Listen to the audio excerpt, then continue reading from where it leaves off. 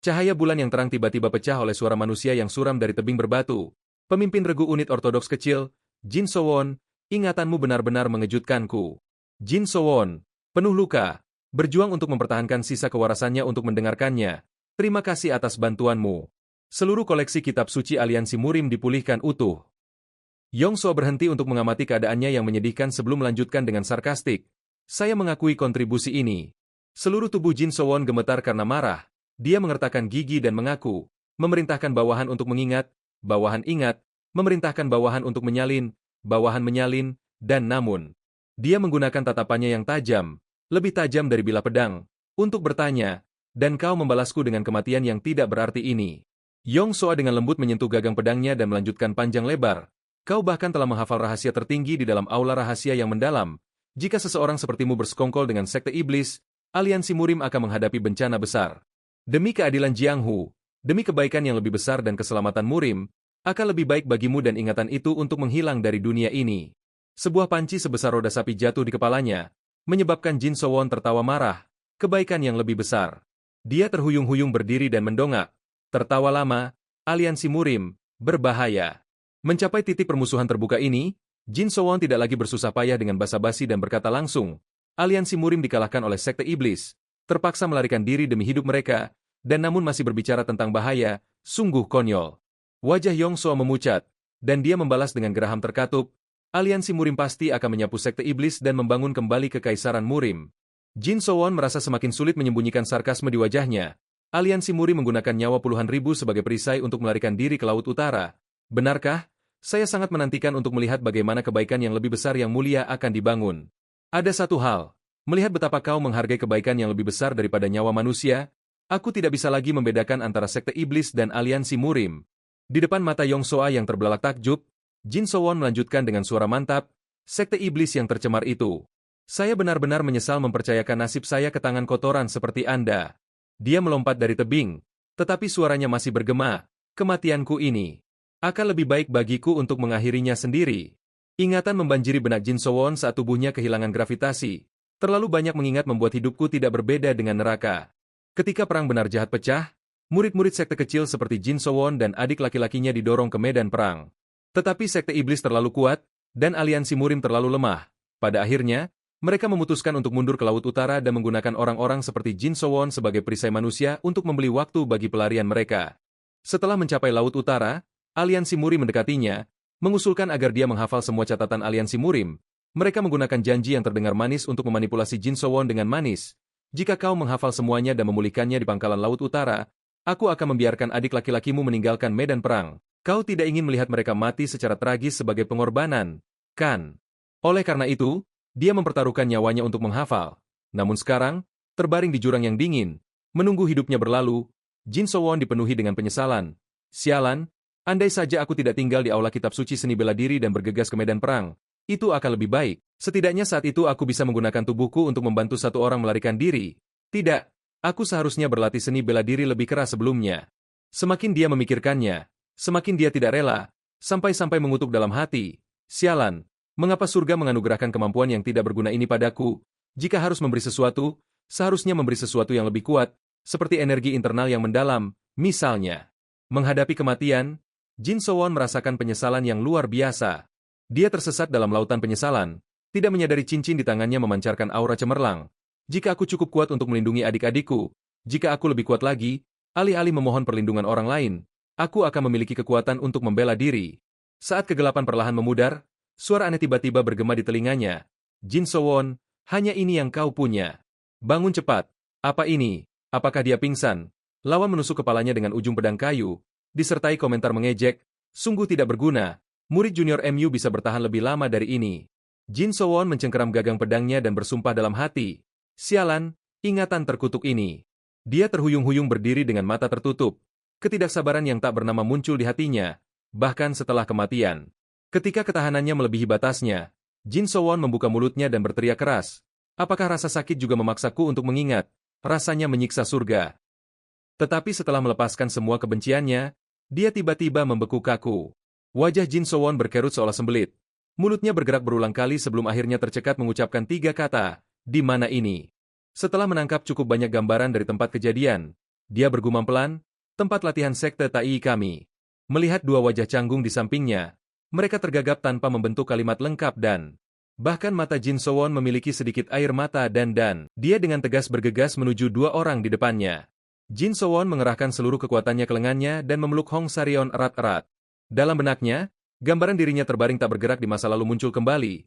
Murid junior Hong, sementara kau sibuk meratapi kronik musim semi dan gugur, Hong Sarion memasang wajah jijik. Menjijikan, kakak senior Jin, apa yang kau lakukan? Jin Sowon mengabaikannya, dan terus beralih ke Geumpyo. Menangis, Geumpyo bodoh, kamu tidak mengerti apa-apa. Sangat prihatin, kakak Jin, ada apa? Jin Sowon terus mengabaikan mereka dan kemudian mengalihkan pandangannya ke lobak-lobak kecil di kakinya. Murid-murid junior sekte Tai, masing-masing dari mereka, dengan air mata menggenang, mulut ternganga, mereka semua bertanya-tanya, kakak, apakah kamu salah makan sesuatu? Mengapa kamu seperti ini? Apa itu? Apa itu? Siapa lagi yang kamu ledek? Kakak Jin sudah gila lagi. Hong Sarion teringat, tetapi dia sendiri belum sadar.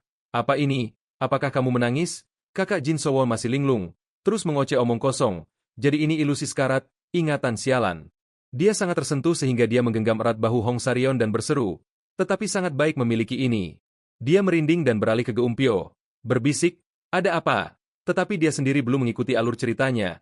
Jadi dia bertanya balik, ada apa? Jin Sowon terus mengoceh tanpa henti dan kemudian teringat. Murid junior Hong sangat lucu saat kecil. Jadi ternyata kamu selalu mengomel karena aku. Aku tidak tahu itu, murid junior. Sekarang aku bahkan merindukan kata-kata teguran itu. Dia sudah cukup menggoda pipinya. Dia berbalik dan menghadap wajah Geumpyo. Saat aku kecil, aku sedikit kesal karena Geumpyo dulu mengompol. Kalau bisa kembali, aku akan mencuci selimutmu ratusan ribu kali. Tiba-tiba masa lalunya digali, dia buru-buru menutupi. Kakak, mengompol sudah lama berlalu. Mengapa kamu masih membahasnya? Jin Sowon seperti seorang pemimpin bertemu dengan rakyatnya. Melihat semua orang dengan bersemangat mengobrol sebelum kematian. Melihat wajah-wajah ini lagi. Ilusi ini adalah yang terbaik di dunia. Orang yang baru saja diabaikannya, gemetar karena marah dan berteriak. Jin Sowon, apakah kamu berpura-pura gila karena takut bersaing denganku? Gie Cheliong memerintahkan dengan angkuh. Jika kamu tidak cepat mengambil pedangmu, murid junior terdekat akan harus menanggung pukulan untukmu. Pengingatnya membuat wajah Jin Sowon meringis. Jati dirinya berteriak liar. Karena ini ilusi, mengapa kamu tidak menunjukkan kepadaku kenangan indah? Ini terlalu kejam. Terlebih lagi, dari ribuan orang, mengapa orang ini? Ternyata Gie Cheliong adalah putra manja dari Serikat Pedagang Naga Mulia. Ia menghabiskan banyak uang untuk bergabung dengan sekte Tai kita. Ia mengandalkan pengaruh ayahnya untuk menggunakan dalih kompetisi untuk secara brutal mengalahkan sesama muridnya. Kamu sangat berharga. Mengapa kamu tidak bereaksi? Dia terus mengancam. Kamu tidak bisa lepas dari kompetisi ini. Tarik pedangmu. Mendengar ini, hati Jin Sowon tenggelam. Kami takut kehilangan dana kami, jadi kami tidak berani melawan. Kami hanya bisa mengertakkan gigi dan bertahan. Tetapi di luar, dia dengan mudah setuju. Baiklah, jika kamu sangat menginginkannya, maka jika surga telah menyiapkan tempat dalam ilusi bagi saya untuk mengalahkanmu, maka saya terima, sehingga saya bisa membalas hutang lama Anda sekaligus. Gie Cheliong dihadapi dengan perlawanan sengit sehingga dia mengertakkan gigi. Dia melepaskan semua kekuatannya dan menyerbu Jin Sowon seperti badai. Bajingan kurang ajar. Matanya diam-diam mengamati gerakannya, dan pada saat yang sama, telapak kakinya diam-diam mengerahkan kekuatan. Teknik pedang yang harus saya tahan berkali-kali dalam hidup saya sebelumnya, Triple Phantom Blade. Dalam benak Jin Sowon, setiap gerakan melintas seperti parade cepat, seni bela diri yang diundang oleh Serikat Pedagang Gyeryong kepada pahlawan pengembara Heonwon untuk mengajarkannya secara pribadi. Seni bela diri pahlawan pengembara aslinya brutal dan penuh niat membunuh, terlebih lagi. Dia juga secara jahat menargetkan mata, membuat murid-murid muda sekte Tai tidak mungkin membela diri. Sowon di masa lalu, meskipun dia bisa melihat gerakannya segera, tidak memiliki cukup kekuatan untuk menghindar atau membalas. Tetapi, hanya dalam sesaat, Jin Sowon sedikit memiringkan kepalanya ke samping, menghindari pukulan mematikan, dibandingkan dengan iblis gila dari sekte iblis yang pernah saya hadapi. Gie Cheliong terlalu memanjang dan melesetkan serangannya, sejenak tidak dapat mengendalikan ekspresi keterkejutan di wajahnya. Dia tidak tahu bahwa Jin Sowon di depannya adalah seseorang yang merangkak kembali dari neraka. Dibandingkan dengan gerakan yang harus saya hafal mati-matian di aula kitab suci seni bela diri, tidak patut disebutkan. Setiap gerakan Gie Cheliong muncul di hadapannya seperti buku teks. Pupil matanya secara naluriah menyempit. Kakinya secara otomatis bergerak dari posisi semula tanpa ada yang mengingatkannya. Serangkaian gerakan dieksekusi oleh Jin Sowon seperti awan yang melayang dan air yang mengalir. Gie Cheliong terkena dan berteriak kesakitan. membuka mulutnya tetapi tidak bisa berbicara. Mati, seni pedang langit yang lebih rendah, mustahil. Terlebih lagi, Jin Sowon juga menambahkan penghinaan dengan kata-katanya yang angkuh. Perasaan ini tidak buruk. Semua hutang dari kehidupan masa lalu saya selesaikan di kehidupan ini, menggunakan seni pedang langit yang lebih rendah dari sekte saya untuk memberi Anda pelajaran. Saat kepala Gie Cheolyong berputar, hati Jin Sowon juga berbunga. Rasanya sangat menyegarkan. Waktu seolah berhenti pada saat dia menyerang. Semua mata tertuju pada mereka berdua. Tetapi bahkan setelah mengerahkan seluruh kekuatannya, lawannya masih berdiri diam, yang sedikit mengejutkan Jin Sowon. Bahkan Gie Cheolyong menggunakan nada jahat untuk memperingatkannya. Jin Sowon, kamu terlalu berani. Berani menggunakan seni pedang langit yang lebih rendah itu untuk melukai putra tertua dari Serikat Pedagang Gyeryong. Mulutnya tiba-tiba meregang lebar sampai ke telinganya. Pembalikan lampu belakang Gie Cheolyong menyerbu maju. Seperti pembom bunuh diri, bisakah kamu menanggung konsekuensinya? Namun sebelum dia sempat menyentuh sehelai rambut kaki Jin Sowon, dia tergeletak tengkurap di tanah. Murid junior yang berdiri di luar lingkaran pertempuran, terkesiap karena takjub. Jin. Para murid di sekitarnya, hanya menunggu ini, segera berdengung seperti sarang lebah yang terganggu. Jin Hyongnim menang. Aku benar-benar tidak menyangka Hyongnim memiliki kemampuan yang begitu mendalam. Mulai sekarang, bahkan jika kamu merebut permenku, aku tidak akan menangis lagi. Dulu, aku selalu diam-diam berpikir, Hyongnim benar-benar tidak berguna. Aku sangat menyesal, Hyongnim. Begitu banyak kata-kata manis menusuk gendang telinganya, menyebabkan bibir Jin Sowon bergetar. Dia memandang rendah lawan yang kalah di kakinya dan bergumam pada dirinya sendiri dengan penuh semangat, sebelum pergi ke dunia bawah, untuk melihat Gie Cheolyong ini dipukuli begitu parah. Oh, langit biru, aku tidak memiliki penyesalan apapun di dunia ini lagi. Aku sama sekali tidak ingin bangun dari mimpi menjelang kematian ini, tetapi sebelum dia selesai berfantasi, Jin Sowon menerima pukulan yang merobek angin. Hong Saryeon masih mempertahankan posenya, menegurnya dengan keras. Hyongnim, apakah kamu gila?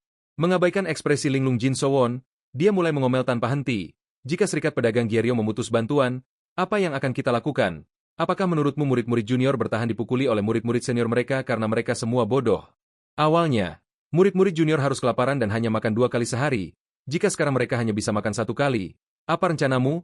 Hyongnim, Jin Sowon memegang pipinya yang bengkak, berusaha keras untuk menata pikirannya. Mengapa ini begitu menyakitkan, situasi saat ini? Saat Hong Saryeon menyimpulkan dengan keras, Hyongnim harus bertanggung jawab, dia juga menatap kenyataan dengan serius dan berteriak lebih keras. Bukankah ini ilusi sebelum kematian? Setelah berbicara sampai tenggorokannya kering, menerima pertanyaan seperti itu adalah pertanda buruk. Wajah Hong Saryeon menjadi lebih gelap dari tambang batu bara Kungnin. Sejak tadi, dia melepaskan kekuatan batinnya dan melancarkan pukulan lain ke Jin Sowon dengan raungan seperti singa. Apa yang kamu bicarakan, Hyongnim? Tidak jelas apakah itu karena terlalu sakit atau syok. Dia hanya bisa mengucapkan satu kata, aku. Kelompok Gumpyo, melihat Jin Sowon terbaring di sana seolah jiwanya telah meninggalkan tubuhnya. Sedikit bingung, Jin Hyongnim, cepat sadarlah. Hong Saryeon tiba-tiba merasakan dingin. Aku telah membunuh Hyongnim. Tidak ada yang tahu pertanyaan yang berputar di kepalanya. Mungkinkah aku telah memutar waktu? Adegan itu segera beralih ke aula pengobatan. Jin Sowon, dengan wajah bengkak dan memar, terbaring tak berdaya, mengingat apa yang baru saja dialaminya. Ketika dia membuka matanya, dia menemukan dirinya berbaring di tempat tidur ruang medis.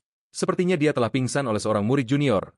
Mengambil kesempatan ini, dia memutuskan untuk mencoba mengurai kejadian yang telah terjadi.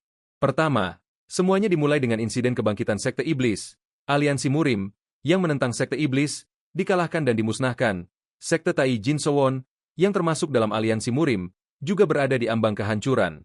Dalam situasi itu, seseorang dengan ingatan yang sangat baik seperti dia, dipercayakan dengan tanggung jawab besar untuk menghafal semua teknik rahasia untuk pemulihan selanjutnya. Meskipun dia batuk darah karena belajar, Jin Sowon mengertakkan gigi dan mengusulkan, bisakah aku menghafal lebih banyak? Semua kitab suci dan dokumen aliansi Murim, aku akan mengukirnya ke dalam otakku, tidak ada satu kata pun yang hilang. Ternyata upaya putus asanya semua diarahkan pada satu tujuan. Sebagai imbalannya, tolong izinkan murid-murid junior sekteku dibebaskan dari partisipasi dalam pertempuran. Namun, mereka mengatakan bahwa ingatan itu justru bisa menjadi rintangan bagi masa depan aliansi Murim.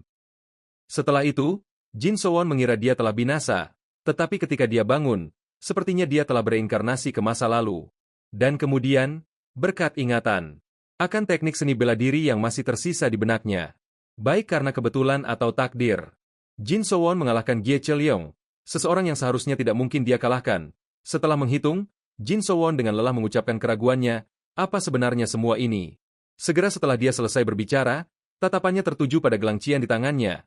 Melihat lagi, tubuh dan pakaiannya telah kembali ke masa remajanya, tetapi gelang naga biru ini telah membawanya kembali ke masa lalu. Ini adalah salah satu dari sedikit kemenangan dalam pertempuran yang tak terhitung jumlahnya melawan Sekte Iblis. Gelang naga biru, milik pribadi Raja Dharma penjaga Sekte Iblis, adalah piala dari kemenangan itu. Aku ingat saat napasku memudar di kehidupan sebelumnya, gelang ini tiba-tiba bersinar terang. Mengapa?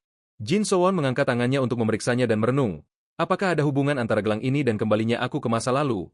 Tetapi sebelum dia dapat menemukan apapun, raungan dari luar mengganggunya. Mengapa kamu belum menyerahkan Jin Sowon itu? Dia duduk dan menatap kedua sosok di luar pintu dengan tatapan ragu. Gie Yeon-seok, dipenuhi kejengkelan yang benar, menunjuk dan mengaum. Saya harus bertemu dengan orang yang mematahkan kepala Chol Yeong. Pemimpin sekte di seberangnya menjawab dengan sopan. Mohon maafkan saya, itu adalah kelalaian saya dalam mengelola murid-murid. Mohon hukum saya, tetapi jangan menargetkan Sowon. Sementara Jin Sowon masih linglung. Gie Yeon-seok terus menyela. Apakah kamu lupa bahwa meskipun Chol Yeong sementara tinggal di sekte Tai, dia masih putra sah dari serikat dagang Gyeryong kita, hidup dari sponsor serikat kita. Beraninya kamu, apakah kamu percaya saya akan memotong bantuan mulai bulan ini? Pemimpin sekte, mengetahui bahwa dia dalam posisi yang tidak menguntungkan, masih mencoba berunding. Saya mengerti itu lebih baik dari siapapun. Saya akan selalu mengingat kebaikan serikat dagang Gyeryong. Tetapi melihat Sowon juga pingsan, sepertinya dia juga memukulnya. Tidak, saya akan mendisiplinkan Sowon dengan tegas. Mohon bebaskan dia kali ini. Mendengar ini, Jin Sowon sudah punya ide samar tentang identitas orang di luar. Pemimpin sekte. Dia dengan cepat mengalihkan pandangannya ke sosok montok di sebelahnya. Itu adalah ayah dari tua muda itu, orang yang baru saja saya beri pelajaran, Ketua Regu Serikat Dagang Gyeryong, Gie Yeon-seok. Melihat bahwa uang bisa memengaruhi orang, dia menjadi lebih arogan. Anda harus menghukum Jin Sowon dengan pantas. Penjahat rendahan yang berani tidak peduli dengan tempatnya. Tidak heran sekte Tai telah menurun sedemikian rupa. Jika pemimpin sekte telah mendisiplinkannya dengan benar sejak awal, ini tidak akan terjadi. Pemimpin sekte merasakan darah mengalir ke kepalanya dan buru-buru menutupinya. Saya telah menyinggung Anda. Saya telah menyinggung Anda. Jin Sowon tiba-tiba duduk tegak. Linglung, mengenang masa lalu. Sebuah pikiran memberontak tiba-tiba menyala di hatinya. Kehidupan kedua. Memikirkan ini, dia menggerogoti potongan kayu di mulutnya. Kemudian dia melompat dengan sekali hentak, meregangkan tubuh seolah-olah dia tidak pernah terlihat putus asa. Mulut Jin Sowon bahkan mendesis. Baiklah, biarkan aku sedikit mengaduk air keruh ini. Setelah dimarahi dan sedikit diperlakukan kasar, pemimpin sekte dengan tulus mengantar Gie Yeon-seok ke gerbang. Terima kasih atas kemurahan hati Anda. Meskipun dia sudah jauh, dia masih berteriak arah punggung pemimpin sekte yang mundur. Saya hanya membiarkannya kali ini. Dia melewati tikungan tanpa menyadari kehadiran Jin Sowon di atap. Dia memutuskan untuk melompat turun dan memperkenalkan dirinya secara mengejutkan. Saya dengar Anda sedang rajin mencari penjahat. Salam, Tuan. Saya adalah Jin Sowon yang rendah hati. Terkejut, mata Gie Yeon-seok tampak melotot. Dia tanpa sadar berteriak, Jin Sowon. Ketika dia sadar kembali, dia meledak dalam emosi. Apakah itu Jin Sowon? Jadi kamu adalah bajingan yang melukai Chol Yeongku. Jin Sowon mendecakkan lidahnya dan bertanya dengan desahan panjang. Siapa yang kamu sebut bajingan? Usia kita tidak begitu berbeda. Di tengah kalimat, suasana di antara keduanya tampak membeku. Batin Jin Sowon segera berbunyi alarm. Saya bereinkarnasi. Bukan. Secara lahiriah, dia menangkupkan tangannya dan mencoba menjelaskan. Tidak. Hanya saja karena satu pukulan ke kepala selama pertandingan persahabatan, Anda menyebabkan keributan seperti itu. Nanti, ketika kakak Gie masuk Akademi Murim, apakah Anda akan mengikutinya ke sana dan membuat masalah juga? Jika Gie Yeon-seok setelah ditampar seperti itu, bisa menahannya, dia pasti akan mencapai kebudayaan. Apa katamu? Jelas, kamu menggunakan trik yang tercela dan berpura-pura bertanding untuk mematahkan kepala Chol Yeongku.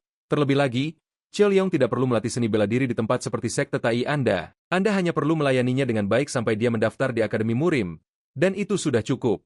Jin Sowon segera menggelengkan kepalanya dan membalas. Tapi bagaimana dengan lebih dari 10 murid junior yang dipukuli oleh kakak terhormat Anda sampai harus berbaring di tempat tidur?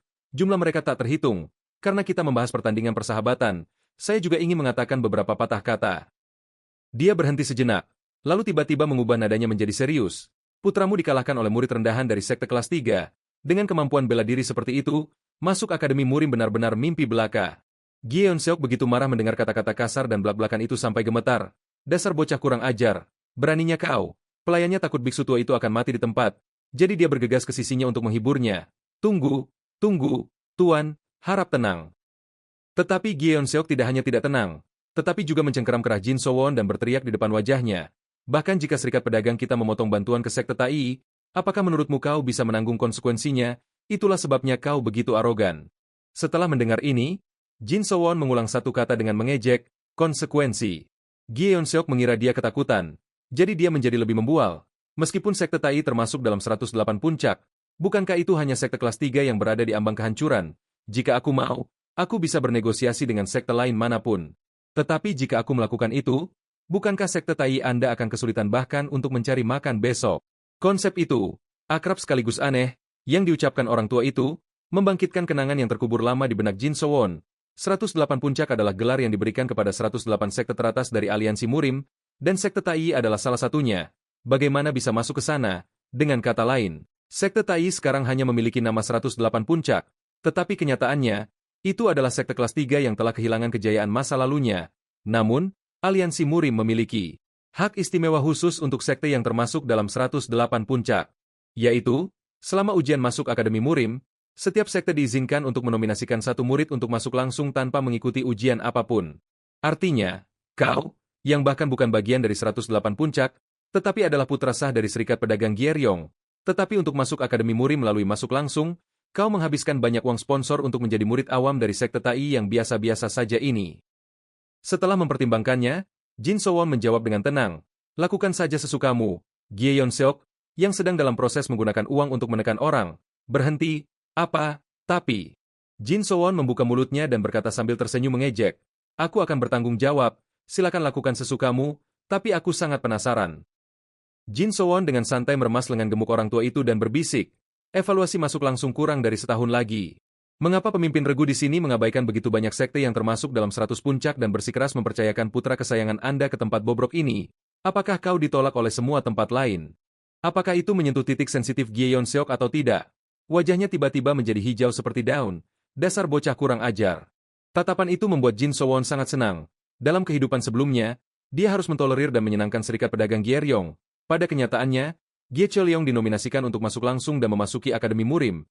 Saat Jin Sowon dengan lembut melepaskan jarinya, suara Gie Yeonseok masih tidak stabil. Kau bajingan kurang ajar, beraninya kau. Tahukah kau siapa aku sehingga berbicara begitu kasar? Tetapi melihat Jin Sowon tidak merespons, dia kembali ke sikap membualnya yang biasa. Sadarlah, bukankah kau tahu bahwa aliansi Murim sudah lama tidak memperhatikan sekte seperti sekte Tai? Ingat, satu-satunya yang bisa menyelamatkanmu adalah Serikat Pedagang Gyeryong ini. Jin Sowon membiarkannya menari sendiri seperti badut, tenggelam dalam pikirannya sendiri. Tetapi setelah Gie Cheolyong memasuki Akademi Murim, Serikat Pedagang Gyeryong akhirnya memutus bantuan mereka. Setelah melihat sifat asli keduanya, Jin Sowon berseru tanpa perhitungan. Kau juga ingat, satu-satunya yang bisa menyelamatkan Serikat Pedagang Gyeryong adalah sekte Tai kita. Diinjak-injak oleh seseorang yang dia benci, Gie Yeonseok begitu marah sampai matanya melotot. Tetapi dia tidak bisa menghentikan Jin Sowon berjalan melewatinya. Jin Sowon merasa puas dan menarik kesimpulan, meminta perlindungan dari orang lain tidak berguna. Seseorang harus memiliki kekuatan untuk membela diri. Gie Yeonseok, terengah-engah, berjuang untuk meneriakkan kutukan lain, dasar bocah kurang ajar. Tetapi Jin Sowon tidak peduli padanya sekarang. Dia sibuk dengan rencana lain. Ini adalah pelajaran yang kubayar dengan nyawaku. Kata-katanya fasih.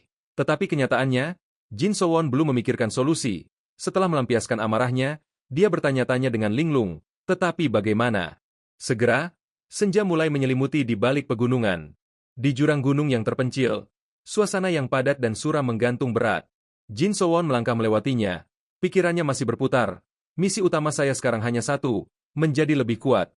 Namun, dengan hanya teknik niat hati yang cacat dan seni pedang surga yang lebih rendah, yang penuh dengan kekurangan, akan sulit untuk menjadi kuat, jadi hanya ada satu cara.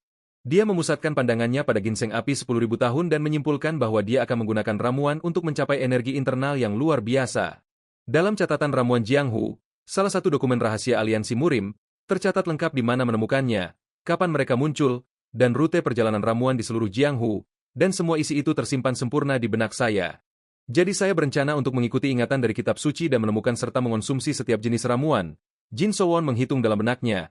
Rencananya terdengar hebat, tetapi kenyataannya, dia merasa sedikit khawatir. Tetapi masalahnya adalah bahwa penjaga itu tampak lebih menjijikan daripada yang dijelaskan dalam buku-buku. Bagaimanapun, kemiskinan dapat mengatasi segalanya. Dia menyemangati dirinya sendiri. Baiklah, langkah pertama adalah merebut ginseng api 10.000 tahun. Menggunakan seni pedang surga kecil sekte Tai kami untuk menaklukkannya dalam satu gerakan. Namun kekalahannya yang telak membuktikan jurang antara teori dan praktik, Jin Sowon dengan cepat menyadari itu mustahil karena energi internal dan ilmu pedang saya sangat lemah. Mengapa repot-repot menggunakan kekerasan? Menggunakan apa yang saya pelajari dari buku untuk mengalahkan seseorang seperti Gie Cheliong adalah batasnya. Jika saya kalah di babak ini, saya akan menang di babak berikutnya. Jin Sowon dengan cepat mengacungkan obor di tangannya. Ternyata ingatan emas itu memberinya trik baru. Kemudian, saya menyadari satu hal. Ketika Anda memiliki puluhan ribu kitab suci yang tersimpan di pikiran Anda, ilmu pedang yang luar biasa bukanlah segalanya. Saya tidak peduli dengan seni bela diri ilmu pedang. Memikirkan hal ini, dia melemparkan obor langsung ke arah iblis laba-laba. Melihat binatang itu dipanggang dengan aroma yang lezat, Jin Sowon menyimpulkan dengan puas, selama saya menang, tidak apa-apa. Tanpa menunda, dia mengambil ginseng api ke tangannya dan kemudian berkata, terima kasih. Bajingan-bajingan dari aliansi Murim itu. Menurut ramuan Jiang Hu, ginseng api 10.000 tahun memiliki efek metamorfosis, sangat efektif dalam memperkuat energi internal dan Qin Yang. Itu ditemukan di gua di Tanah Suci, tetapi dijaga oleh iblis laba-laba dengan wajah seperti manusia. Itu adalah binatang roh yang memancarkan kabut beracun dan meludahkan racun. Ia membungkus mangsanya erat-erat dalam jaringnya sebelum menguras cairan tubuhnya. Cangkang luarnya sangat keras sehingga senjata biasa tidak dapat menembusnya. Jaring di sekitarnya sangat mudah terbakar dan dapat diserang dengan teknik api saat ia menikmati mangsanya. Iblis laba-laba, setelah bermandikan teknik api, berbaring telentang, kaki di udara. Ginseng api dengan cepat dicabut oleh Jin Sowon. Tetapi setelah menyerapnya, dia tetap berdiri di satu tempat, tidak bergerak. Bahkan meregangkan mulutnya menjadi rengahan panjang. Jin Sowon mengambil napas beberapa kali, lalu memegangi wajahnya dan berteriak kesakitan. Ini belum cukup. Saya tidak pernah menyangka bahwa bahkan setelah menelan harta karun ini sampai ke akarnya, energi internal saya hanya akan meningkat sebanyak ini. Saya tidak percaya saya hanya bisa menyerap sebanyak ini setelah makan sesuatu yang begitu ajaib. Sowon merasakan ramuan di dalam dirinya sambil meneteskan dua aliran air mata buaya. Memang, metode kultivasi sekte Tai tidak berguna. Ada masalah besar. Tidak, yang tidak berguna di sini adalah dirinya sendiri, dan tiannya hanya bertambah sedikit, seukuran rambut semut. Dia kesakitan, dia ambruk, dan bergumam putus asa. Jika ini terus berlanjut, saya tidak akan bisa melindungi sekte Tai dari malapetaka yang akan menimpa kita di masa depan. Gambaran pertumpahan darah dari kehidupan masa lalunya tiba-tiba menyerbu kembali seperti air terjun. Dalam perang benar jahat, seniman bela diri yang lebih lemah akan didorong keluar sebagai umpan meriam. Dalam kehidupan ini, saya harus memastikan bahwa murid-murid junior dari sekte Tai tidak perlu lagi mati sia-sia. Tetapi untuk melakukan itu, saya perlu menjadi tokoh inti dari aliansi Murim sebelum perang benar jahat pecah. Itu adalah satu-satunya cara untuk melindungi sekte Tai. Langkah pertama adalah bergabung dengan Akademi Murim dalam waktu 1 tahun. Tetapi, Jin Sowon menggaruk tanah dengan kukunya. Suara berderak, sambil bergumam, jika begini terus, saya tidak akan bisa masuk akademi. Jika begitu, wajahnya sekarang pucat seperti orang sekarat, tidak ada yang akan berubah.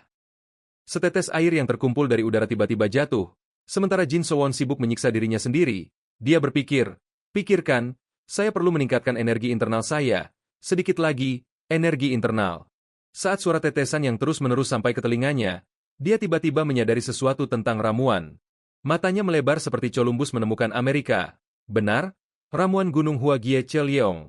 Jin Sowon buru-buru mencari pikirannya untuk mengatur data di tempat. Benar, pasti sekitar waktu ini, di masa lalu, ayah Gie Cheliong, Gie Yonseok, menghabiskan banyak uang untuk membeli ramuan Seolmae, ramuan sekte Gunung Hua, untuk putranya. Tetapi sehari sebelum Gie Cheliong hendak menelan ramuan Seolmae, itu menghilang tanpa jejak. Dan identitas pencuri tidak pernah ditemukan. Karena ini belum terjadi, saya masih punya kesempatan. Jin Sowon memiliki tujuan, dan pikirannya dengan cepat membentuk rencana. Manusia selalu meninggalkan jejak, saya bisa menemukannya. Untuk meningkatkan konsentrasinya, dia memutuskan untuk duduk di tempat. Tidak, saya benar-benar harus menemukannya. Memikirkan ini, dia tanpa ragu bergumam setiap informasi yang telah dia kumpulkan dari kehidupan masa lalunya. Panah investigasi di benaknya berlarian liar seperti kuda liar. Laporan bulanan cabang Hefei dari aliansi Murim. Itu menggali melalui lapisan dokumen. Setiap sudut dan celah yang orang biasa akan abaikan. Jin Sowon dengan sabar membedah setiap bagian. Jika saya sedikit lebih memperhatikan, pasti ada petunjuk di suatu tempat dalam ingatan ini. Seperti yang diharapkan, setelah beberapa saat, dia membentuk sistem petunjuk yang cukup lengkap, buku harian laporan misi internal aliansi Murim. Saya akan mengumpulkan semua catatan yang bisa saya ingat, lalu menyaringnya dengan penalaran spekulatif dan mengaturnya kembali. 3 nama dengan cepat disaring oleh Jin Sowon setelah periode pemikiran intensif. Dia puas dan melipat buku itu dalam ingatannya. Lalu dia menyatukan tangannya dengan hormat dan berkata, saya tidak pernah berpikir menjadi ensiklopedia hidup. Akan begitu berguna, saya akan sangat bersedia membantu diri saya mendapatkan ramuan Soul Mae. Dalam keadaan melamun, gelang naga biru di pergelangan tangan Jin Sowon tiba-tiba bersinar. Cahaya yang membutakan menyebabkan lebih dari setengah kegembiraannya lenyap. Jin Sowon menatapnya dan bergumam dengan khawatir. Mengapa gelang naga biru tiba-tiba bersinar begitu terang seperti ini? Segera setelah dia selesai berbicara, aliran asap hitam yang keluar darinya membuatnya semakin ketakutan. Apa ini? Energi gelap itu berubah menjadi cakar dan menyerang mayat iblis laba-laba. Itu dengan cepat melahap tulang-tulangnya, yang konon tidak bisa dihancurkan. Segera, mayat iblis laba-laba telah hilang, menyisakan ruang kosong. Barulah saat itulah Jin Sowon dengan linglung menyadari bahwa gelang naga biru itu menyerap inti iblis laba-laba. Bukan. Cahaya tiba-tiba meluas ke seluruh celah gunung, menyebabkan burung-burung beterbangan. Seluruh tubuh Jin Sowon diselimuti cahaya merah yang sangat jahat. Lapisan debu beterbangan dari tubuhnya seperti proses pembersihan. Pupil matanya menyusut menjadi warna biru tua. Ketika proses selesai, Jin Sowon mengepalkan tinjunya dan tertawa terbahak-bahak. Ini benar-benar luar biasa. Di kehidupan sebelumnya, ini adalah trofi yang diperoleh setelah pertempuran besar yang sengit dan sulit. Gelang naga biru adalah artefak yang ditinggalkan oleh iblis aneh penghisap darah, salah satu raja pelindung sekte iblis. Gelang ini, yang telah dipakainya untuk memperingati kemenangan dan kekalahan, tiba-tiba aktif. Jin Sowon tiba-tiba mengangkat tinjunya dalam posisi siap. Tanpa sepatah kata pun, dia menghantamkannya dengan keras ke dinding tebing yang berdekatan. Setelah melepaskannya, dia mempertahankan posturnya dan terus mencerna informasi, sepenuhnya menetralkan toksisitas inti jahat yang diserapnya dari iblis laba-laba. Setelah itu, energi murni ini secara alami menyatu dengan metode hati tai di tubuh saya, menghasilkan. Melihat dinding tebing yang penyok dan inti spiritual yang menonjol di dalam dirinya, Jin Sowon merasa lebih hidup dari sebelumnya. Surga tidak memutus jalan hidup seseorang. Saya kira begitu. Berkat harta karun sekte iblis, ki saya menjadi lebih kuat. Segera setelah jalanan ramai, mereka dipenuhi bisikan. Bukankah pemimpin serikat pedagang Gyeryong menggunakan banyak uang dan koneksinya untuk mencari dan membeli ramuan Hua Gunung untuk putranya? Jika dia bisa masuk Akademi Murim dengan energi internalnya yang diperkuat oleh ramuan itu, hidupnya akan benar-benar lengkap. Terima kasih semuanya telah hadir. Selamat, pemimpin Gye. Seperti yang diharapkan, dilahirkan dalam keluarga kaya berarti memiliki segalanya. Bahkan kekurangan bakat pun bisa diisi dengan emas. Selama ada anggur enak gratis di pesta, itu sudah lebih dari cukup bagi kami. Dari sudut yang tidak jauh, Gye Chelyong sedang membual. Jadi apa sebenarnya ramuan Soul Mai itu? Bahkan di dalam Hua Gunung, itu hanya kalah dari ramuan awan ungu dalam hal memperkuat energi internal. Dan itu juga merupakan harta yang hanya bisa diterima satu pil saja saat menjadi murid sejati Hua Gunung. Itu sangat berharga, dan ayah saya menemukan ramuan yang tak ternilai seperti itu untuk saya. Efeknya juga luar biasa, terutama dalam mengkonsolidasikan fondasi fisik, bahkan hal-hal kecil. Hong Saryeon mengabaikannya, seperti badut yang menari, dan tenggelam dalam pikiran tentang Jin Sowon, orang yang dibencinya, di mana dia, dan apa yang dilakukannya. Gelombang penyesalan tiba-tiba muncul di matanya. Hari itu, seharusnya aku yang maju, bukan Jin Hyong, karena akulah yang akan membawa masa depan sekte Tai di pundakku. Sejak hari itu, Jin Hyong memutuskan untuk meninggalkan sekte Tai, karena Gyeon Seok terus datang ke sekte Tai setiap hari. Dia mungkin berpikir pergi adalah cara untuk menunjukkan pengertiannya, tetapi dengan kepalanya yang keras kepala itu, bagaimana dia bisa menunjukkan perhatian dan pemikiran seperti itu? Jin Sowon si idiot besar itu. Gye Chelyong di sini masih terus mengoceh tanpa henti. Jadi lihatlah, bukan, dia bahkan tidak menyadari Hong Saryeon sedang patah hati. Jin Sowon, si idiot kesayanganmu. Dia dengan agresif menyarankan, Saryeon, maukah kita? Tetapi sebelum dia bisa selesai, dia dirobohkan oleh sekelompok murid muda, kakak senior. Seorang murid muda dengan cepat menawarkan sepiring makanan dan berseru keras, kakak senior Hong. Di saat berikutnya, seluruh kelompok mengepung Hong Saryeon, meninggalkan Gye Chelyong terbaring di lantai di samping mereka. Kakak senior, kamu harus mencoba hidangan ini. Kakak senior, hidangan ini lezat. Chelyong, malu dan marah, mengertakkan giginya dan mengutuk. Anjing-anjing sekte Tai itu, tunggu saja sampai perjamuan ini selesai. Hong Saryeon di sini dengan sabar menasihati murid-muridnya yang lebih muda. Kalian harus makan di ruang makan. Mengapa kalian membawa semua ini ke sini? Makan saja. Kalian pasti sangat lapar karena kemarin kalian hanya makan sekali. Seorang murid yang cerewet membongkarnya dengan keras. Ekspresi ini, kamu sedang memikirkan Jin Hyong lagi, bukan? Kakak senior selalu seperti ini. Ketika dia memikirkan Jin Hyong, dia menjadi pendiam seperti kerang. Itu benar. Padahal di antara kita, kamu selalu yang paling berisik. Bukan? Terpojok oleh kata-kata mereka yang membongkar, Hong Saryeon tergagap malu-malu. Kalian, para bocah itu, semakin berani, bertindak lebih dramatis. Jin Hyongnim mungkin belum makan malam. Ya, haruskah kita menyisakan kue beras untuknya? Jin Hyongnim sangat menyukai daging ini. Bukan, aku akan sangat kejam jika memakannya sendiri, jadi aku akan menunggu Jin Hyongnim. Hong Saryeon, setelah dibombardir sebentar, tidak bisa menahan diri untuk menghela napas panjang. Kemudian, dia secara mengejutkan memasukkan semua makanan ke dalam mulutnya, mengejutkan semua orang, kakak tersayang. Dia menelannya dalam sekali teguk dan mengancam dengan keras, jika kau tidak memakannya sekarang, aku akan merebutnya kembali dan memakannya semua. Kedua anak itu, yang sudah tidak mood untuk bertengkar, menyekop makanan ke dalam mulut mereka seperti serigala kelaparan. Hong Saryeon memandang mereka dengan mata lembut tetapi hatinya masih gelisah. Sejujurnya, pria ini, di mana sebenarnya dia dan apa yang dilakukannya sehingga meninggalkan anak-anak ini. Sowon, dasar bodoh. Matahari terbenam dengan cepat digantikan oleh malam yang pekat. Di lantai atas, Gyeon Sok masih berpesta sebagai tuan rumah. Para pejabat, mengikuti contoh sesepuh mereka, juga asyik berbincang dengan rekan-rekan mereka. Di tengah aula, para penari berusaha keras untuk memamerkan bakat mereka yang paling anggun. Tidak ada yang memperhatikan suara gemerisik di atap genteng. Pencuri Jujang Mok, dengan kecepatan kilat, menyusup ke halaman belakang perkumpulan pedagang Gyeryong sebelum ada yang sempat bereaksi. Seni geraknya yang mendalam memungkinkannya masuk dan keluar seolah-olah dia adalah hantu. Setelah berhasil melarikan diri dari rumah besar itu, Jujang Mok tidak bisa menahan tawa terbahak-bahak. Dia melepas kain hitam yang menutupi wajahnya dan berkata dengan bersemangat, "Jadi, ini adalah ramuan terkenal dari Gunung Hua, bahkan gudang rahasia dari perkumpulan pedagang Gyeryong yang hebat tidak begitu mengesankan.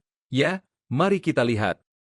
Setelah membuka tutupnya, ramuan Seolmae, berkilau seperti mutiara, menarik perhatian Jujang Mok. Dia sangat bersemangat sehingga seluruh tubuhnya gemetar seolah-olah dia kedinginan. Dalam kegembiraannya, dia tidak menyadari seorang tamu tak diundang telah muncul di belakangnya. Jika aku menelan ini, aku akan memiliki cukup energi internal untuk menguasai telapak tangan ilahi para dewa yang gila. Aku harus segera pergi dari sini. Begitu dia selesai berbicara, tebasan pedang yang tajam menggoreskan darah dari Jujang Mok.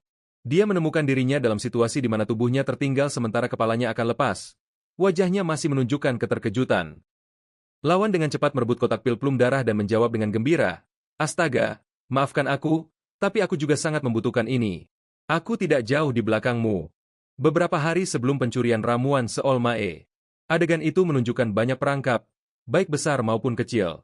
Penjaga toko sedang berkeliaran di sekitar konter ketika dia mendengar langkah kaki. Matanya tampak bersinar dengan cahaya yang tajam dan dingin. Orang itu belum masuk, tetapi penjaga toko mendengar suara yang bergema berkata, "Aku dengar kau menjual barang langka, jadi aku datang ke sini." Jin Sowon dengan cepat menunjukkan dirinya dan mengajukan pertanyaan yang cukup berani, "Apakah kau menjual perangkap manusia di sini?" Penjaga toko menusukkan belatinya ke kelinci di depannya seolah untuk mengintimidasi, lalu berkata, "Perangkap manusia, itu permintaan yang menarik, Tuan." Tetapi dia tetap mengingatkan Jin Sowon dengan cermat, "Kami adalah toko perlengkapan berburu terbaik di Hefei. Kami memiliki setiap jenis perangkap yang bisa kau bayangkan, dari kelinci terkecil hingga beruang sebesar gunung, kecuali perangkap manusia."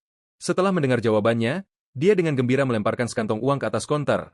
"Kalau begitu, berikan aku beberapa perangkap beruang atau harimau." Penjaga toko dengan ramah mengingatkannya, "Apakah kau berencana berburu dengan perangkap? Itu akan merusak bulunya." Sowon, dengan makna mendalam, berbagi secara ambigu, "Aku tidak membutuhkan bulunya. Jadi tidak masalah, aku hanya butuh yang cukup sensitif untuk terpicu oleh helai rambut yang jatuh dan cukup kuat untuk menghancurkan kaki beruang." Berbicara tentang itu, dia tidak bisa menahan diri untuk mengelus dagunya dan menyeringai nakal. "Tidak, tidak, cukup kuat untuk mengirim Raja Neraka ke alam baka dalam satu kali jalan. Baiklah." Penjaga toko memandang wajah Jin Sowon dan tiba-tiba merasakan dingin merayapi tulang punggungnya. Dia merasa seharusnya tidak menjual barang-barang ini kepadanya.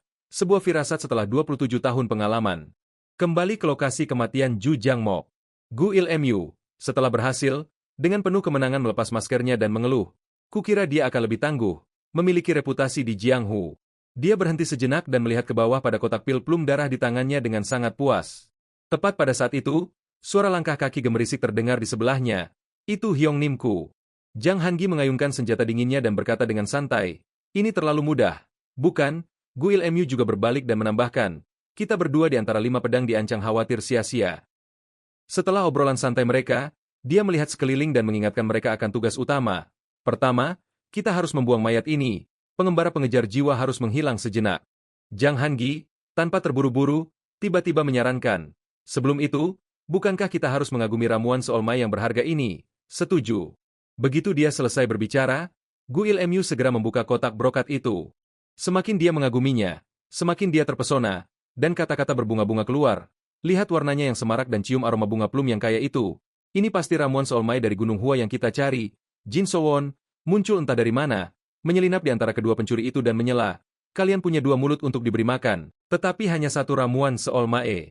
Begitu dia selesai berbicara, suasana tiba-tiba menjadi tegang. Mereka berdua, Gu Ilmu, dengan cepat sadar dan mundur untuk bertanya, siapa di sana? Tetapi saat melihat ramuan plum merah di tangan Jin Sowon, mata mereka membelalak. Bagaimana dia bisa begitu dekat tanpa kita sadari? Gu Ilmu panik menunjuk dengan 5 jari. Adik, tangkap pencuri itu segera. Jang Hangi, yang sudah menyerang, menjawab dengan keras, kau tidak perlu mengatakannya 2 kali. Dia mengacungkan pedangnya di tangannya dengan mengancam.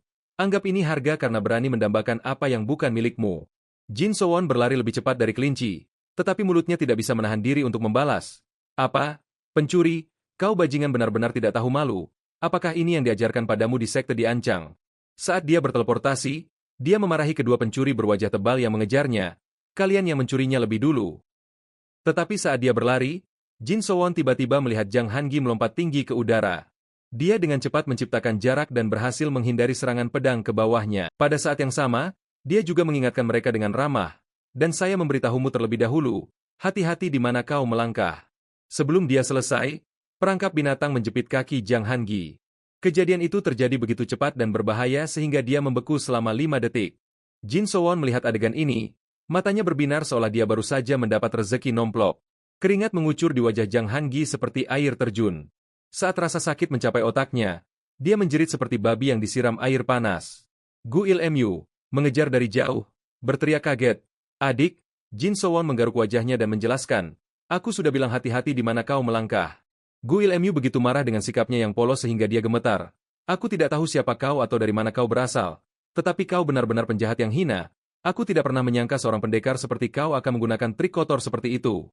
Dia dengan marah mencabut senjata dinginnya dan berteriak pada Jin Sowon, lepas topengmu dan segera ungkap identitasmu. Dia santai mengambil batu dari tanah dan bertanya balik, aku. Kemudian Jin Sowon melemparkannya ke arahnya, masih bergumam, seperti, sekte mana aku berasal, atau murid siapa aku, apakah itu yang ingin kau dengar, batu. Saat batu itu mendarat di kaki Gu Ilmu, dia berseru, betapa ketinggalan zaman.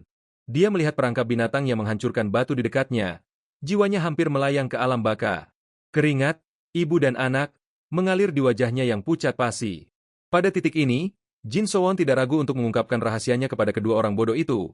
Aku adalah pemilik baru ramuan Seolmai, dan kalian berdua akan membusuk di penjara karena kejahatan membunuh pengembara pengejar jiwa. Bagaimana menurutmu? Namun, dia tidak berencana untuk membagikan semua rahasianya kepada mereka. Bertanya-tanya bagaimana aku tahu siapa pelakunya. Aku menemukan beberapa keanehan saat meninjau catatan. Sebenarnya, semua jejak pengejar jiwa menghilang sepenuhnya segera setelah ramuan Seolmai dicuri. Dan tidak ada master baru yang muncul yang tampaknya telah mengonsumsi ramuan Seolmai. Oleh karena itu, saya membandingkan catatan semua seniman bela diri yang menunjukkan sedikitpun tanda peningkatan energi internal selama periode itu. Dan begitulah, aku menangkap mereka. Sangat mungkin bahwa pengembara pengejar jiwa dibunuh dan dikuburkan. Jika, secara hipotetis, setidaknya 2 orang berbagi ramuan Seolmai untuk menyerapnya, meskipun tidak cukup untuk menarik perhatian luas, mereka yang secara bersamaan mengalami lonjakan energi internal yang tiba-tiba dan tidak dapat dijelaskan akan menjadi. Kedua pendekar pedang dari 5 pedang diancang, Gu Ilmu dan Jang Hangi. Gu Ilmu tidak memiliki apapun untuk hilang, masih mencoba menyelamatkan muka. Sepertinya kau sudah tahu siapa kami. Jin Sowon dengan tenang mengkonfirmasi, tentu saja, aku tahu kalian dengan baik. Kalian adalah 2 dari 5 pedang diancang dari sekte diancang. Dia menambahkan dengan panik, jika kau sudah tahu itu. Mengapa kau sama sekali tidak takut pada kekuatan sekte diancang dan aliansi Murim? Pertanyaan itu membuat Jin Sowon curiga. Aku tidak pernah menyangka seorang pencuri melaporkan pencuri lain yang tertangkap basah mencuri. Tiba-tiba, Jang Hangi menjadi sangat marah, mengepalkan tinjunya, 3 trik kecil ini. Mata Jin Sowon melebar tanpa sadar. Tetapi bertentangan dengan pikirannya, tinjunya menghantam tanah. Apakah menurutmu itu akan berhasil padaku? Dengan kekuatan Jang Hangi, rentetan perangkap binatang melesat dari tanah seperti hujan. Perangkap yang meninggalkan posisinya secara otomatis menutup, baik mereka punya target maupun tidak. Jin Sowon merasa rencananya terbongkar dan mengumpat dalam hati. Sialan, perangkap lagi. Jang Hangi memanfaatkan kemenangannya, menambahkan ancaman. Selanjutnya, aku akan merobek topeng itu dan mencincangmu menjadi 100 keping. persiapkan dirimu, Gu Ilmu, di sampingnya, cepat menimpali, bagus sekali, adik junior. Jin Sowon sendiri tidak bereaksi terhadap kata-kata apapun dalam menghadapi kejadian ini. Dia tiba-tiba berbalik dan terus berlari, yang mengejutkan mereka. Apakah kamu mencoba melarikan diri? Gu Ilmu mengangkat pedangnya dan berteriak, adik junior, mari kita kejar dia cepat. Zhang Hangi, setelah terluka sekali, tampak lebih berhati-hati. Hati-hati, kakak senior. Dia berlari menuju tempat lain yang penuh daun kering. Tempat itu pasti juga penuh perangkap. Gu Ilmu menjawab dengan meremehkan setelah mendengar ini. Kita hanya perlu melangkah di tempat dia melangkah. Apa yang perlu kamu khawatirkan? Zhang Hangi, merasakan manisnya, menyeringai dan menyanjung. Seperti yang diharapkan dari kakak senior saya yang luar biasa cerdas. Keduanya kemudian mengejar Jin Sowon, tidak pernah meninggalkannya. Seluruh jalan tertutup rapat dengan jejak kaki, seolah-olah menuntun mereka. Gu Ilmu tidak bisa menahan diri untuk tidak menyeringai dari telinga ke telinga. Sayang sekali, semua trik kecilmu tidak berguna. Pada saat ini, Jin Sowon tiba-tiba melompat dan mengubah arah. Dia mendarat di tanah kosong, tanpa dedaunan. Kedua saudara Qiu Yuwu saling mengejek. Jadi, apakah kamu mulai mengerti situasi saat ini? Hidupmu berakhir di sini. Tetapi mereka tidak menyadari seluruh tubuh Jin Sowon melayang di atas satu jejak kaki. Kemudian, dia mengamati sepasang pencuri di belakangnya dari sudut matanya. Saat mendarat, kedua jari kakinya mengarah ke sisi jejak kaki di tanah. Di balik topeng itu adalah senyum penuh pengertian Jin Sowon. Seperti yang diharapkan, sedetik kemudian, kedua Qiu Yuwu jatuh ke dalam perangkap. Perangkap yang terang benderang dengan jelas menunjukkan wajah terkejut mereka. Setelah periode berjuang sia-sia, Gu Ilmu kalah di tanah, gemetar dan berseru, bagaimana ini mungkin? Melihat lawannya aman di tempatnya, Jin Sowon dengan santai memuji, kamu benar-benar mengejutkanku, kamu lebih pintar dari yang kukira. Berpikir untuk hanya bergerak di sepanjang jejak kakiku, kamu hampir benar, tetapi sayangnya, ada satu hal yang kamu lewatkan, kamu benar-benar harus melangkah tepat di tempat aku melangkah, persis dan tanpa satupun penyimpangan di antara perangkap padat yang tak terhitung ini. Saat Gu Ilmu mendengar ini, kepalanya mulai berputar, ini gila. Itu sama sekali tidak masuk akal jika kamu menyiapkan susunan perangkap yang begitu pada sejak awal. Dia tidak bisa menahan diri untuk mengajukan pertanyaan yang ingin diketahui semua orang. Lalu bagaimana di dunia kamu bisa melangkah melewatinya dengan begitu tepat? Jin Sowon dengan ramah mengajar. Itu karena ingatanku adalah satu-satunya hadiah yang diberikan surga kepadaku. Begitu dia selesai berbicara, seberkas darah panas melesat beberapa kaki di depan pedangnya. Adegan beralih ke kedai teh yang terpencil, di mana suara lain bertanya dengan penasaran, Sekte Tai di Hefei. Saat dia mengatakan ini, tangan pemilik suara itu tanpa sadar mengencangkan cengkeramannya pada cangkir teh. Zhuge Somyong mengulangi dengan ragu, apakah mereka sekte yang termasuk dalam 108 puncak? Namgung Taiwan mengangkat cangkirnya dan menyatakan, itu benar, penasihat. Namun, bukankah banyak sekte kuat juga muncul di Hefei baru-baru ini? Inilah saatnya bagi kita untuk mengganti mereka dengan gunung baru. Zhuge Somyong mendengarkan dalam diam dan menghitung dalam pikirannya. Jika kita berbicara tentang sekte yang memperluas pengaruhnya di Hefei, apakah Anda merujuk pada sekte pedang besi? Tampaknya rumor di dalam aliansi Murim benar. Namgung Taiwan, di seberangnya, terus berpura-pura akrab, daun teh ini secara pribadi dicari untuk Anda. Penasihat, apakah mereka sesuai dengan selera Anda? Zhuge Somyong tidak langsung menjawab tetapi menatapnya dengan berpikir. Rumor Namgung Taiwan mendukung sekte pedang besi. Dia kemudian perlahan memilih kata-katanya. Tentu Anda tahu aturan bahwa sekte yang termasuk dalam 108 puncak tidak dapat dibubarkan kecuali mereka melakukan kejahatan serius. Jangan beritahu saya bahwa apa kesalahan yang telah dilakukan sekte Tai? Namgung Taiwan segera langsung ke pokok permasalahan, mengatakan bahwa sekte Tai baru-baru ini menyalahgunakan hak istimewanya untuk. Lelaki tua itu sengaja memanjangkan nada bicaranya sebelum menjatuhkan sebuah kalimat. Aku dengar mereka menggunakan hak istimewa itu untuk bisnis dan perdagangan. Zhuge Somyong membanting cangkir tehnya dan bertanya, maksudmu sekte Tai memanfaatkan hak istimewa 108 puncak untuk memenuhi keserakahan mereka sendiri? Di luar kedai teh, burung-burung seolah berhenti berkicau. Di dalam, Namgung Taiwan diam-diam menarik cangkir teh ke arahnya.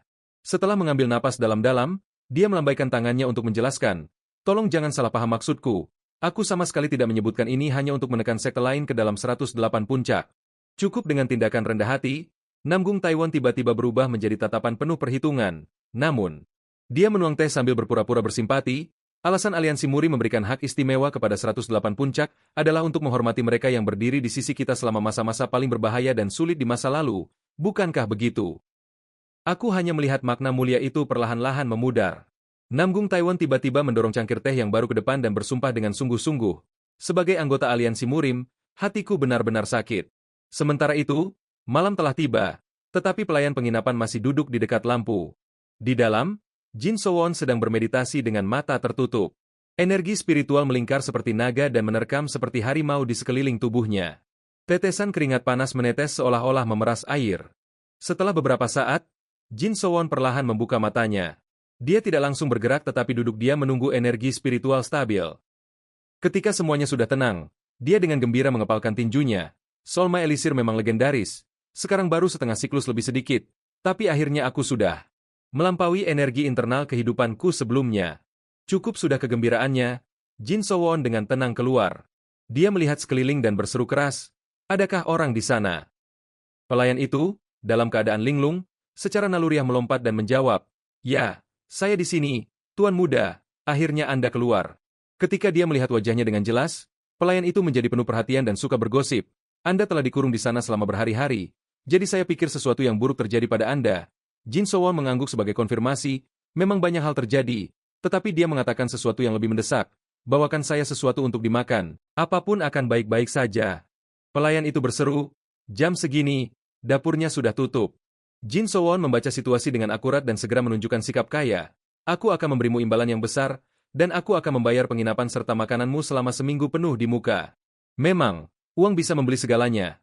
Pelayan itu berbalik dan memanggil ke dalam, "Kau tukang masak malas. Berani tidur sepagi ini, aku akan menyeretnya keluar sekarang juga."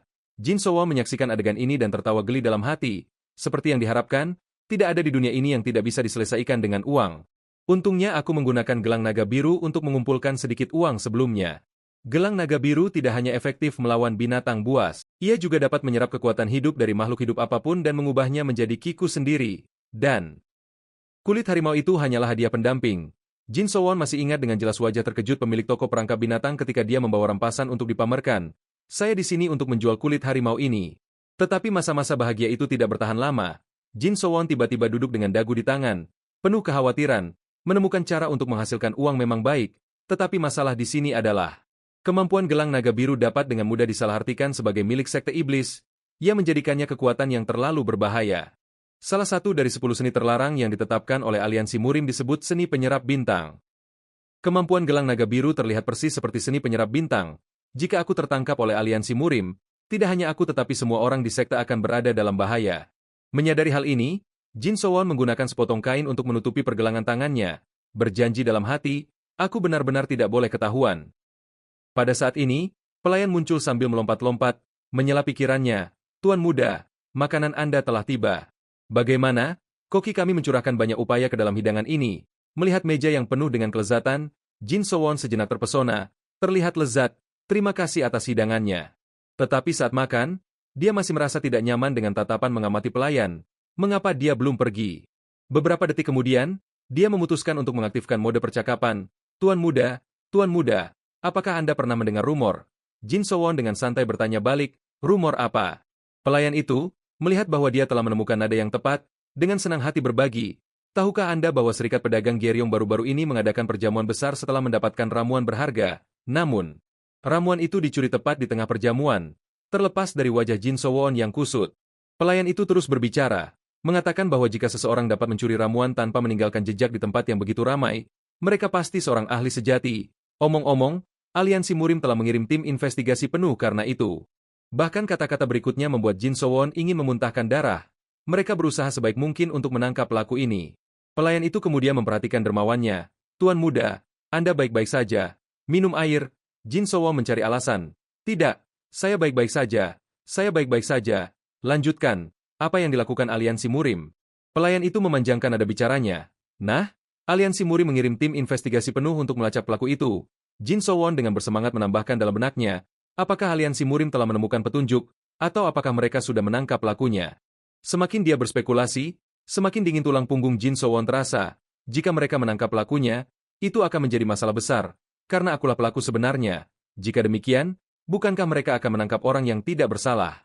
Saat dia tenggelam dalam pikiran, pelayan itu melemparkan obat penenang, tetapi rumor mengatakan semua jejak disita, jadi mereka tidak dapat menemukan apapun sama sekali. Diri Jin Sowon ingin mekar, tetapi dia berusaha mempertahankan sikap serius. "Oh sayang, pemiliknya pasti hancur." Pelayan itu cepat menambahkan, "Benar, karena itu, Perjamuan harus berakhir sangat awal. Sayang sekali kami kehilangan cukup banyak pelanggan. Tetapi untungnya, akan ada perjamuan lain segera di Hefei. Jin Sowon bertanya dengan rasa ingin tahu, perjamuan lain, apakah itu oleh Geryon Merchant Guild? Tetapi jawabannya menariknya ke dalam kekhawatiran lain. Tidak, kali ini di Iron Sword Sect. Meskipun wajah Jin Sowon menjadi gelap, pelayan itu masih mengoceh. Saya dengar mereka akan mengadakan pesta besar selama 7 hari 7 malam untuk merayakan ulang tahun ke-70 pemimpin Iron Sword Sect.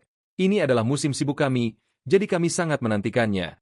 Jin Sowon tidak memperhatikannya dan tenggelam dalam kenangan jauh. Benar, pasti sekitar waktu ini, perjamuan ulang tahun ke-70 pemimpin Iron Sword Sect. Di kehidupan saya sebelumnya, ayah saya harus berlutut dan memohon di depan ribuan mata. Tepat di perjamuan ulang tahun ke-70 pemimpin Iron Sword Sect, ayah harus berbicara, menundukkan kepala untuk meminta maaf kepadanya. Dan penyebab semua masalah itu semua saya, Jin Sowon, putranya. Rasa malu masa lalu membuat tinjunya gemetar. Bagaimanapun, benih tekad tumbuh di hatinya. Tetapi kali ini berbeda, saya harus menghindari pergi ke Iron Sword Sect dengan segala cara. Setelah merapikan pikirannya, Jin Sowon ragu-ragu dan berdiri. Terima kasih atas makanannya. Pikirannya masih memutar ulang sumpah. Tidak akan pernah ada kedua kalinya. Pelayan itu bingung, memanggilnya, Tuan Muda, Tuan Muda. Sowon berlari seperti angin dengan gejolak batinnya. Saya tidak bisa membiarkan ayah saya menanggung penghinaan itu lagi karena saya. Itulah yang dulu saya pikirkan. Jadi mengapa saya berdiri di tengah kompetisi seperti ini? Dengan cucu pemimpin Iron Sword Sect tepat di perjamuan ulang tahun ke-60 pemimpin Iron Sword Sect. Agar tidak ketinggalan petunjuk apapun, mari kita kembali beberapa hari ke Tai Sect. Seorang murid merosot ke kursi. Terengah-engah, kakiku akan copot. 3 saudara Li, yang dikenal sebagai saudara Geum Eundong, terengah-engah atau minum air. Tetapi semuanya terlihat seolah-olah mereka baru saja lolos dari bencana. Setelah menghabiskan sepanci penuh air, Li Eunho mengeluh, di bawah cuaca ini, mengayunkan pedang 100 kali. Apakah ini benar-benar akan membantu kita mempelajari seni pedang surga yang lebih rendah? Li Geumpyo, bahkan tanpa mendengar akhir kalimat, menyela dengan suara, Tut. Eunho, saudaraku, katanya, menunjuk langsung ke saudara keduanya dengan cara menggoda, di mana orang yang mengatakan dia ingin menjadi sehebat kakak senior Jin. Li Eunho, malu dan marah, membalas, kapan saya bilang kakak senior Jin keren? Saya hanya mengatakan saya bangga ketika dia mengalahkan kakak senior Gie dan mempelajari seni pedang surga yang lebih rendah. Jika kamu memujinya keren, maka itu seperti kamu mengatakan dia keren. Li Geumpyo terus mendesak tanpa henti. Li Dongryong, yang tadinya diam, tiba-tiba menyela dengan pertanyaan yang tidak relevan. Apa yang sedang dilakukan kakak senior Jin sekarang? Dia bersandar pada pedangnya dan dengan hati-hati mengungkapkan kekhawatirannya. Ini pertama kalinya dia pergi lebih dari seminggu tanpa kembali. Dia bahkan tidak meninggalkan pesan. Li Eunho memikirkan adegan berdarah dari hari lain, berspekulasi dengan berani. Mungkin dia sengaja menghindari kita karena dia malu karena memukuli kakak senior Gie dengan sangat buruk. Li Geumpyo menyingkirkan sikap main-mainnya dan menambahkan dengan suara rendah. Saya pikir dia telah meninggalkan sekte karena dia takut Geryon Merchant Guild akan membalas dendam pada kita. Li Eunho tercengang, bertanya, apa? Tetapi sedetik kemudian, dia tiba-tiba berubah menjadi nada melankolis. Meskipun kakak senior Jin terkadang sedikit mengganggu, dia benar-benar orang yang baik. Li Geumpyo melihat penampilan kakaknya yang terlalu dramatis. Sejenak kehabisan kata-kata. Mengapa kamu berbicara tentang dia seperti itu? Berbicara tentang seseorang yang telah meninggal. Li Dongryong lah yang, dengan mata tajam, berseru sebelum dua lainnya mulai berbicara tentang kepala Jin Sowon. Itu kakak senior Jin. Di luar gerbang utama, dia terhuyung-huyung masuk membawa karung yang hampir sebesar dirinya. Saat dia berjalan, sempoa Jin Sowon berdetak di kepalanya. Jika saya tidak pergi ke Iron Sword Sect kali ini, ayah tidak perlu menanggung penghinaan meminta maaf. Namun, itu hanyalah salah satu dari segudang trik yang mereka gunakan untuk mempermalukan kita. Setelah itu, seluruh sekte Tai terus menderita penghinaan besar dan kecil. Tanpa perlu berpikir jauh, saat dia melangkah melewati gerbang utama, rencana itu sudah selesai di benaknya. Aku pasti tidak akan pergi ke sekte pedang besi. Tidak hanya aku, tetapi seluruh sekte Tai juga dilarang menghadiri perjamuan ulang tahun pemimpin sekte pedang besi. Untuk mencapai itu, aku membutuhkan alasan yang benar-benar sah. Saat aku dalam dilema, sorakan meledak, menarik Jin Sowon kembali ke masa kini. Oh astaga, ini benar-benar Jin Hyong. Meskipun Li Geumpyo berjalan di belakang, mulutnya tidak kalah aktif. Jin Hyong, kemana saja kau selama ini? Ia bersandar pada pintu, mencoba menahan senyum saat ia bertanya balik. Bukankah kalian saudara Geum Eundong? Kalian datang menjemputku karena aku sudah lama pergi. Bahkan murid-murid junior lainnya keluar untuk menyambutku. Aku benar-benar tersentuh. Li Geumpyo tersedak dan berkata, Jin Hyong, Li Dongryong, tidak mau kalah. Melangkah maju untuk pamer. Kami para murid sedang mempraktikkan seni pedang langit yang lebih rendah. Li Eunho lebih langsung, membuka mulutnya untuk memohon, Jin Hyong, tolong ajari aku teknik itu. Yang kamu gunakan untuk mengalahkan murid senior yang terhormat itu. Jin Sowon mengabaikan tiga saudara Li yang sedang mengoceh, mengalihkan perhatiannya ke murid-murid yang lebih muda. Apakah kalian semua baik-baik saja? Apakah kalian mendengarkan dengan patuh para tuan aula? Lobak kecil itu, kepalanya dielus, dengan bersemangat berseru, ya, tentu saja. Tidak jauh, sebuah suara mengertakkan gigi dan mendesis, kau bajingan Jin Sowon. Namun ia masih dikelilingi oleh kebisingan yang tak henti-hentinya. Jin Hyong, baiklah, baiklah, sudah makan. Ayah tua Jin Taesan, tidak mendapatkan perhatian putranya, tanpa sadar meninggikan suaranya. Kemana saja kau sehingga kau baru sekarang muncul? Hong Saryeon di sebelahnya juga ikut bersuara keras, Jin Hyong. Sowon, dalam kehidupan pertamanya sebagai manusia, air mata menggenang di matanya. Ia berseru pada ayahnya, ayah. Jin Taesan terkejut dengan tindakan, anak ayam pulang ke sarang, ini, apa ini, kenapa dia melakukan ini? Setelah bersatu kembali setelah bertahun-tahun berpisah, ia tidak gentar dan terus tersedak. Ayah, karena saat ini, hatiku dipenuhi cinta ayah anak yang melonjak seperti gelombang samudra. Aku tidak pernah berpikir aku ingin memeluk ayahku seperti ini. Kehidupan kedua ini sungguh luar biasa. Namun cerita yang menyentuh tiba-tiba berubah mengerikan karena pukulan surgawi Jin Taesan. Setelah menyelesaikan tugasnya, ia tidak puas dan segera melancarkan omelan lain. Kau bocah nakal. Apakah menurutmu berpura-pura gila akan membuatmu terhindar dari membersihkan kekacauan yang telah kau buat? Karena keributan yang kau sebabkan dengan Gyeryong Merchant Guild, seluruh Taisek hampir kehilangan segalanya. Jangan pernah berpikir seperti itu. Para tuan aula lainnya membuat keributan, menuntut agar aku menangkapmu dan menghukummu segera.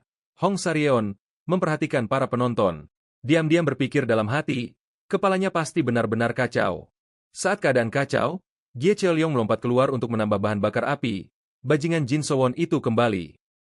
Aku sudah lama menunggumu, Jin Sowon. Trik murahan apa yang kau gunakan terakhir kali?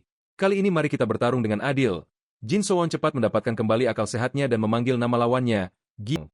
Ketika dia dengan jelas melihat wajah manja itu, dia memberikan senyuman penuh makna. Namun sebelum dia bisa mempertahankannya selama beberapa detik, Jin Sowon mencengkeram kepalanya dan berteriak, ini terlalu menyilaukan. Gie Cheolyong tidak tahu apa yang dia lakukan. Bergumam, trik apa lagi yang kau mainkan? Jin Sowon hanya menunggu itu, mulai menutup matanya dan berkata, aku tidak berani menatapmu lagi, karena aura tuanmu terlalu menyilaukan. Gie Hyong, khasiat ramuan Seolmai memang luar biasa. Bagaimana mungkin aku bisa mengalahkan seseorang sekuat dirimu? Gie, darahnya melonjak ke kepalanya karena pidato sok ini. Mengertakkan giginya, dia tidak bisa membentuk kalimat yang lengkap. Kau. Namun kefasihannya tidak sebanding dengan yang lain. Jadi dia harus pergi dengan kemarahannya. Itu bukan urusanmu. Hong Saryeon bergegas mendekat dan berbisik cemas. Mengapa kau memprovokasinya? Bukankah kau dengar tentang ramuan Seolmai yang dicuri? Jin Sowon tertawa meremehkan dan menjelaskan dengan suara pelan. Aku dengar, itulah sebabnya aku sengaja menyebutkannya. Jin Taesan, dalam kebingungannya, bergumam, Saryeon, mengapa anak ini bertingkah begitu aneh akhir-akhir ini? Untuk pertanyaan ini, dia hanya bisa menggaruk kepalanya tanpa daya. Aku juga tidak yakin. Dia selalu eksentrik. Tapi sekarang semua orang bingung. Hanya Jin Sowon yang dengan tenang melangkah maju untuk membagikan ini. Anak-anak, tebak apa yang Hyong bawa kembali? Para murid mengintip dan terpesona oleh tumpukan makanan. Ini permen, dan maltosa juga. Apakah kita benar-benar akan makan ini? Jin Sowon dengan murah hati berseru, ini, bagi secara merata, siapapun yang menimbun akan berurusan denganku. Jin Taesan sekali lagi marah oleh putra borosnya. Kau idiot, jika punya uang, belilah beras. Mengapa membeli makanan ringan? Bahkan Hong Saryeon harus ikut campur dengan teguran. Apa yang terjadi? Dari mana kau mendapatkan uang untuk membeli barang mahal ini? Jin Sowon dengan tenang memotongnya. Berhenti mengoceh dan cobalah sendiri, murid junior. Merasa komunikasi tidak berjalan melalui saluran biasa, dia mengubah topik. Baiklah, aku hanya berharap kau tidak menghilang sendiri seperti itu lain kali. Kau benar-benar idiot, bahkan saat kau pergi, kau hanya memikirkan sekte Tai. Saat ini, Gyeryong Merchant Guild sibuk menangani insiden ramuan Seolmai dan mempersiapkan perjamuan ulang tahun pemimpin sekte pedang besi. Jadi mereka hampir tidak punya pikiran untuk mengganggu sekte Tai lagi. Pemimpin sekte juga mengatakan kita tidak perlu waspada terhadap mereka mengenai masalah itu lagi. Jadi, kau tidak perlu menanggung semuanya sendiri.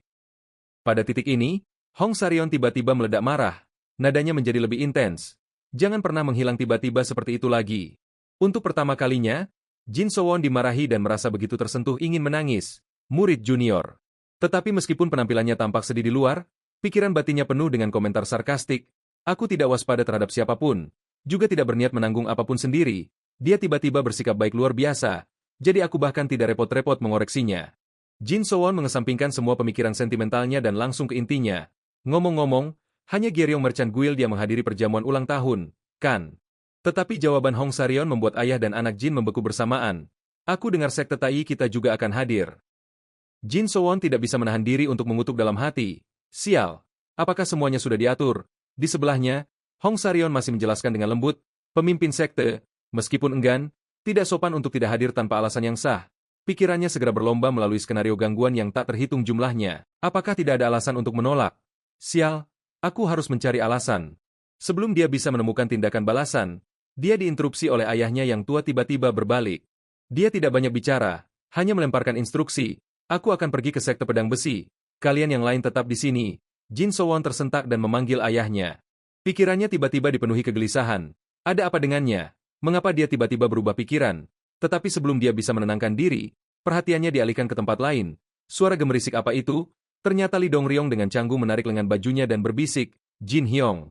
Segera setelah dia menoleh, matanya tertuju pada porsi makanan yang sangat banyak. Ini bagianmu, kue beras ketan. Saat Jin Sowon masih penuh pertanyaan, Hong Sarion secara naluriah berteriak, jangan bilang, ini kue beras ketan dari perjamuan Gyeryong Merchant Guild. Li Dongryong, tersipu, menjelaskan sebentar-sebentar. Semua orang bilang ini sangat enak. Aku ingin memakannya bersamamu jadi aku mencoba menahan sampai sekarang. Tapi kau membawa kembali begitu banyak hadiah mahal. Mungkin aku harus membuangnya saja. Sowon cepat mengerti masalahnya tetapi masih ingin memastikan. Kau tidak memakannya dan menyimpannya selama ini hanya untuk menungguku kembali dan memakannya bersamamu. Dia tertawa kecil dan menjawab dengan sangat jujur. Jujur saja, jika kau sehari lebih lambat, aku mungkin tidak akan bisa menahan diri. Dia menundukkan kepalanya, separuh wajahnya tertutup rambutnya, tetapi suaranya tetap stabil. Benarkah begitu? Sebelum ada yang bisa menjawab, Jin Sowon segera menyekop semua makanan ke dalam mulutnya. Hong Sarion berseru kaget melihat ini. Jin Hyong. Saat kantong kertas itu kosong, dia bergumam penilaiannya. Enak, namun Li Dongryong dengan sedih menuduhnya. Jin Hyong, setengahnya itu milik. Sowon tersenyum nakal dan kemudian dengan santai meyakinkannya. Maaf, itu sangat enak sampai aku tidak sengaja memakan semuanya. Sebagai gantinya, Dongryong, kau bisa punya permenku. Dia tercengang oleh kemurahan hati ini. Wajahnya memerah, mulutnya ternganga tidak percaya. Benarkah? Li Dongryong baru saja kembali ke area perjamuan ketika murid-murid lain segera berteriak bertanya. Hei, dia bilang tempat itu milikku. Apa yang kamu katakan? Apakah kamu memberinya kue beras? Cepat, kue beras pasti sudah keras sekarang. Jin Sowon tiba-tiba memanggil orang di sebelahnya. Murid junior Hong. Nadanya tiba-tiba menjadi serius. Bahkan jika kita berhasil menghindari jamuan panjang umur ini, sekte pedang besi akan terus mengirimkan undangan ke jamuan mereka lain kali dan waktu. Setelah itu, bukan, jika ada sesuatu untuk dirayakan, saya kira begitu. Monolog satu sisi Jin Sowon membuat Hong Sarion benar-benar bingung. Memang, saya tidak bisa membiarkan ini berlanjut. Dia tidak memedulikan kebingungannya dan melanjutkan. Kita akan menanggung penghinaan tanpa akhir. 10 kali, 100 kali lipat, dan anak-anak ini juga akan demikian. Itu sungguh tidak dapat diterima. Akhirnya, Jin Sowon menetapkan rencananya sendiri. Mari kita putuskan kalau begitu, kita akan pergi ke sekte pedang besi. Waktu berlalu begitu saja seperti anjing berlari di ladang. Tak lama kemudian, tibalah hari perjamuan ulang tahun ke-60 ketua sekte pedang besi. Rombongan itu sedang menuju sekte pedang besi. Tiba-tiba, sebuah suara yang jelas terdengar di jalan utama yang ramai. Jin Sowon. Ada satu hal yang harus kamu patuhi ketika kita tiba di sekte pedang besi. Dia tidak bisa tidak segera bertanya. Apa itu? Kang Cha Seok melebarkan matanya dan menggelegar. Dalam keadaan apapun kamu tidak boleh bertindak gegabah. Jin Sowon merasa tertekan oleh kehadirannya yang mengesankan tetapi masih berhasil membalas. Bukankah kata-kata ini jelas ditujukan kepadaku? Apakah ketua balai di sini atas nama ketua sekte hanya untuk mengawasi kita? Kang Cha Seok tidak menyembunyikan kemarahannya, meninggikan suaranya untuk menginterogasinya. Kamu mulai berbicara kurang ajar lagi. Dan mengapa kamu tiba-tiba berubah pikiran dan ingin ikut? Wajahnya memucat saat dia mengucapkan pernyataan berani. Ketua balai, itu terlalu berlebihan. Jin Sowon diam-diam melirik ayah dan anak Gie, lalu dengan keras membuat alasan. Aku ingin menanggungnya. Tetapi apa yang bisa kulakukan jika dunia bersikeras membuat masalah? Kang Cha Seok dengan putus asa menjelaskan kepadanya. Itulah sebabnya aku menyuruhmu untuk menahan diri. Kamu membuat masalah lalu menghilang. Apakah kamu sedang dalam fase pemberontakan lagi? Jin Sowon membalas dengan sengit. Tidak menyadari bahwa ayah tuanya mendengarkan dengan jelas. Sebelumnya, kamu tidak pernah peduli apakah aku pulang atau tidak. Mengapa kamu tiba-tiba begitu peduli sekarang? Ketua balai, kamu sudah terlalu lama berada di sekitar ayahku. Omelanmu seperti omelannya. Sementara Kang Cha Seok ingin meninjunya karena kesal. Dasar bocah. Setidaknya kita di luar sekarang dan menginginkannya. Tatapan Jin Sowon tanpa sadar beralih ke Jin Taesan dengan khawatir. Ayah, apakah aku terlalu curiga? Dia menjadi sangat pendiam sejak kita memutuskan untuk pergi ke sekte pedang besi. Melihatnya linglung, Kang Cha-seok akhirnya memukul kepalanya dan berteriak. Dasar bocah. Jawab aku cepat. Jin Sowon. Air mata mengalir di wajahnya. Masih menolak untuk menyerah. Saya mengerti. Jadi bahkan jika mereka menghina sekte kita atau tidak menghormati leluhur kita, saya akan tersenyum dan menerimanya. Dia berteriak dengan marah. Dasar pang. Apakah kamu sedang dalam fase pemberontakan? Aku mengganti popokmu saat kamu masih bayi. Dan beginikah caramu membalasku? Jin Sowon, yang sesaat diculik secara moral, agak kehilangan kata-kata. Apakah kamu akan membahas itu lagi? Saat kedua belah pihak berkonfrontasi sengit, sebuah suara menyela. Permisi, tolong izinkan kami lewat. Kami punya teman yang sudah mengamankan tempat di lantai atas. Kang Cha-seok terkejut dan bertanya. Apa? Omong kosong macam apa ini? Apakah kamu mengatakan seluruh kerumunan ini akan menerobos begitu saja? Pihak lain dengan nakal mengingatkannya. Bukankah saya baru saja mengatakan kami punya seseorang yang memegang tempat? Dalam sekejap, dia lupa semua pelajaran yang baru saja diajarkan. Dia menunjuk langsung ke pihak lain dan membalas. Bahkan kecerobohan pun ada batasnya. Apakah kamu akan dengan berani memotong antrean? Tahukah kamu siapa kami untuk berbicara seperti itu kepada kami? Tetapi saat itu, seseorang meraih bahunya dan maju untuk menengahi. Cukup sudah. Izinkan saya menjelaskan. Kami melakukan perjalanan jauh dan terlalu lelah. Jadi kami mengirim seseorang lebih dulu untuk mengamankan tempat kami. Dia berhenti sejenak, lalu memperkenalkan dirinya dengan gemilang. Saya Guyangsa dari Puri Cheongjuk. Jin Sowon belum bereaksi, tetapi ayah dan anak Gie berseru, Puri Cheongjuk. Guyangsa, yang berani, semakin membual, karena kamu tahu reputasi kami, jangan membuat masalah yang tidak perlu. Lebih baik bersikap masuk akal dan memberi jalan. Gie Yeon-seok, yang biasanya memandang rendah semua orang, kini menjilat mereka. Puri Cheongjuk, bukankah itu sekte paling bergengsi di Nanjing, Provinsi Jiangsu? Oh astaga, mohon maafkan kekasaran kami. Silakan, Anda bisa duluan. Guyangsa, yang tersanjung, menjadi semakin sombong. Setidaknya seseorang di sini tahu tempatnya. Jin Sowon mengerutkan alisnya saat otaknya mengulang nama yang familiar. Puri Cheongjuk. Ingatannya yang luar biasa dengan cepat memanggil kembali ingatan dari kehidupan sebelumnya. Bajingan Guyangsa ini, putra kesayangan ketua Puri Cheongjuk, dia benar-benar bajingan. Seseorang yang nantinya akan menjadi saudara angkat Gie Cheolyeong. Kepribadian buruk mereka sangat cocok.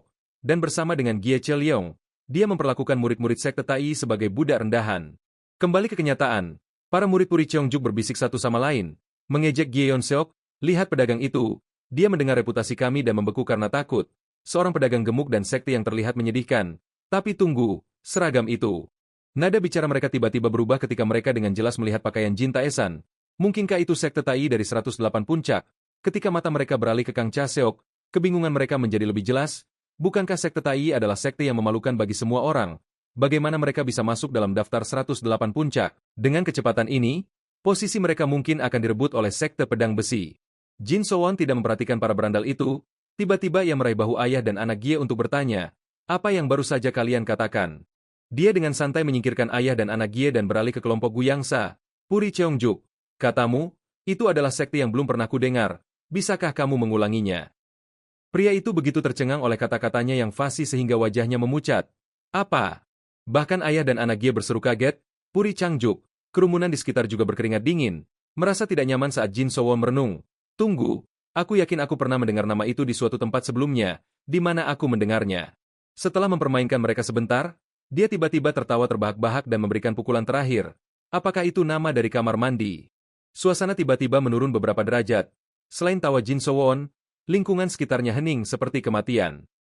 Guyangsa mendapatkan kembali ketenangannya, mengencangkan cengkeramannya pada gagang pedangnya dan berteriak, "Kamu, orang ini." Dia tidak peduli siapa lawannya. Amarah telah mengambil alih akal sehatnya, dan pedangnya meluncur maju dengan teriakan, beraninya bajingan ini menghina Puri Cheongjuk kami. Tetapi perkelahian yang direncanakan tidak terjadi karena sebuah suara lembut terdengar. Ada apa ini? Bahkan dengan pedangnya di leher Jin Sowon, Guyangsa membeku sejenak. Kerumunan di sekitarnya tiba-tiba pecah dalam obrolan. Wanita itu adalah pedang besi serigala cantik dari sekte pedang besi. Apakah pedang besi serigala darah bersamanya? Dia bahkan lebih cantik dari yang dikabarkan. Ekspresi Seomoran tetap tidak terbaca. Tetapi suaranya yang dingin membuat semua orang menggigil. Apakah kamu di sini untuk jamuan panjang umur kakekku? Dia berhenti sejenak, memindai sekelilingnya, sebelum menyelesaikan kalimatnya, berharap melihat pertumpahan darah. Sekte pedang besi adalah sekte yang baru naik daun sekitar 150 tahun lalu. Meskipun mereka tidak memusuhi sekte Tai, pendirian benteng mereka tepat di Hefei menjadi masalah. Satu langit tidak dapat menampung dua matahari yang hidup berdampingan. Sekte Pedang Besi tidak hanya ingin memperluas pengaruh mereka secara konvensional, tetapi mereka juga berencana untuk merebut posisi Sekte Tai di antara 108 puncak. Sebelum reinkarnasi Jin Sowon, Sekte Tai telah menghadiri perayaan ulang tahun ke-60 pemimpin Sekte Pedang Besi, Hong Sarion, Gie Cheliong, dan Jin Sowon berpartisipasi dalam perjamuan untuk rekan-rekan mereka. Di sana, dia berselisih dengan cucu pemimpin Sekte Pedang Besi, Pedang Besi Serigala Darah Seong Mo Hyeon. Seong Mo Hyeon menghina Sekte Tai dan memaksa Jin Sowon untuk berduel. Meskipun Jin Sowon tahu dia akan kalah telak, dia menerima tantangan itu. Untuk mencegah pertarungan, ayah Jin Sowon, Jin Taesan, setelah mendengar berita itu, harus berlutut dan meminta maaf kepada pemimpin Sekte Pedang Besi di depan semua orang. Tentu saja, kali ini segalanya akan berjalan dengan cara yang sama. Nada dingin Seong Moran, meskipun membawa niat membunuh, membuat para pemuda di sekitarnya tersipu. Ada apa dengan semua keributan ini? Apakah kamu di sini untuk menghadiri pesta ulang tahun kakekku? Atau kamu ingin melihat pertumpahan darah? Gu Yangsa, yang sedang marah besar, segera mengubah nadanya setelah melihat kecantikan itu. Bukankah ini pedang besi serigala cantik? Situasinya adalah ini. Dia dengan cepat memainkan peran penjahat terlebih dahulu, menyalahkan segalanya pada pemuda ini. Seong Moran, yang tidak sabar, memotongnya sebelum dia selesai. Kami di Sekte Pedang Besi tidak memiliki adat memprioritaskan tempat dalam antrean, jadi pergilah ke belakang dan tunggu giliranmu. Setelah membungkam bocah itu, dia mengubah nadanya terhadap Jin Sowon, meminta maaf, maafkan saya terlambat sedikit. Saya Seong Moran dari Sekte Pedang Besi, mohon maafkan insiden baru-baru ini. Anggap ini sebagai tanda ketulusan saya untuk menebusnya.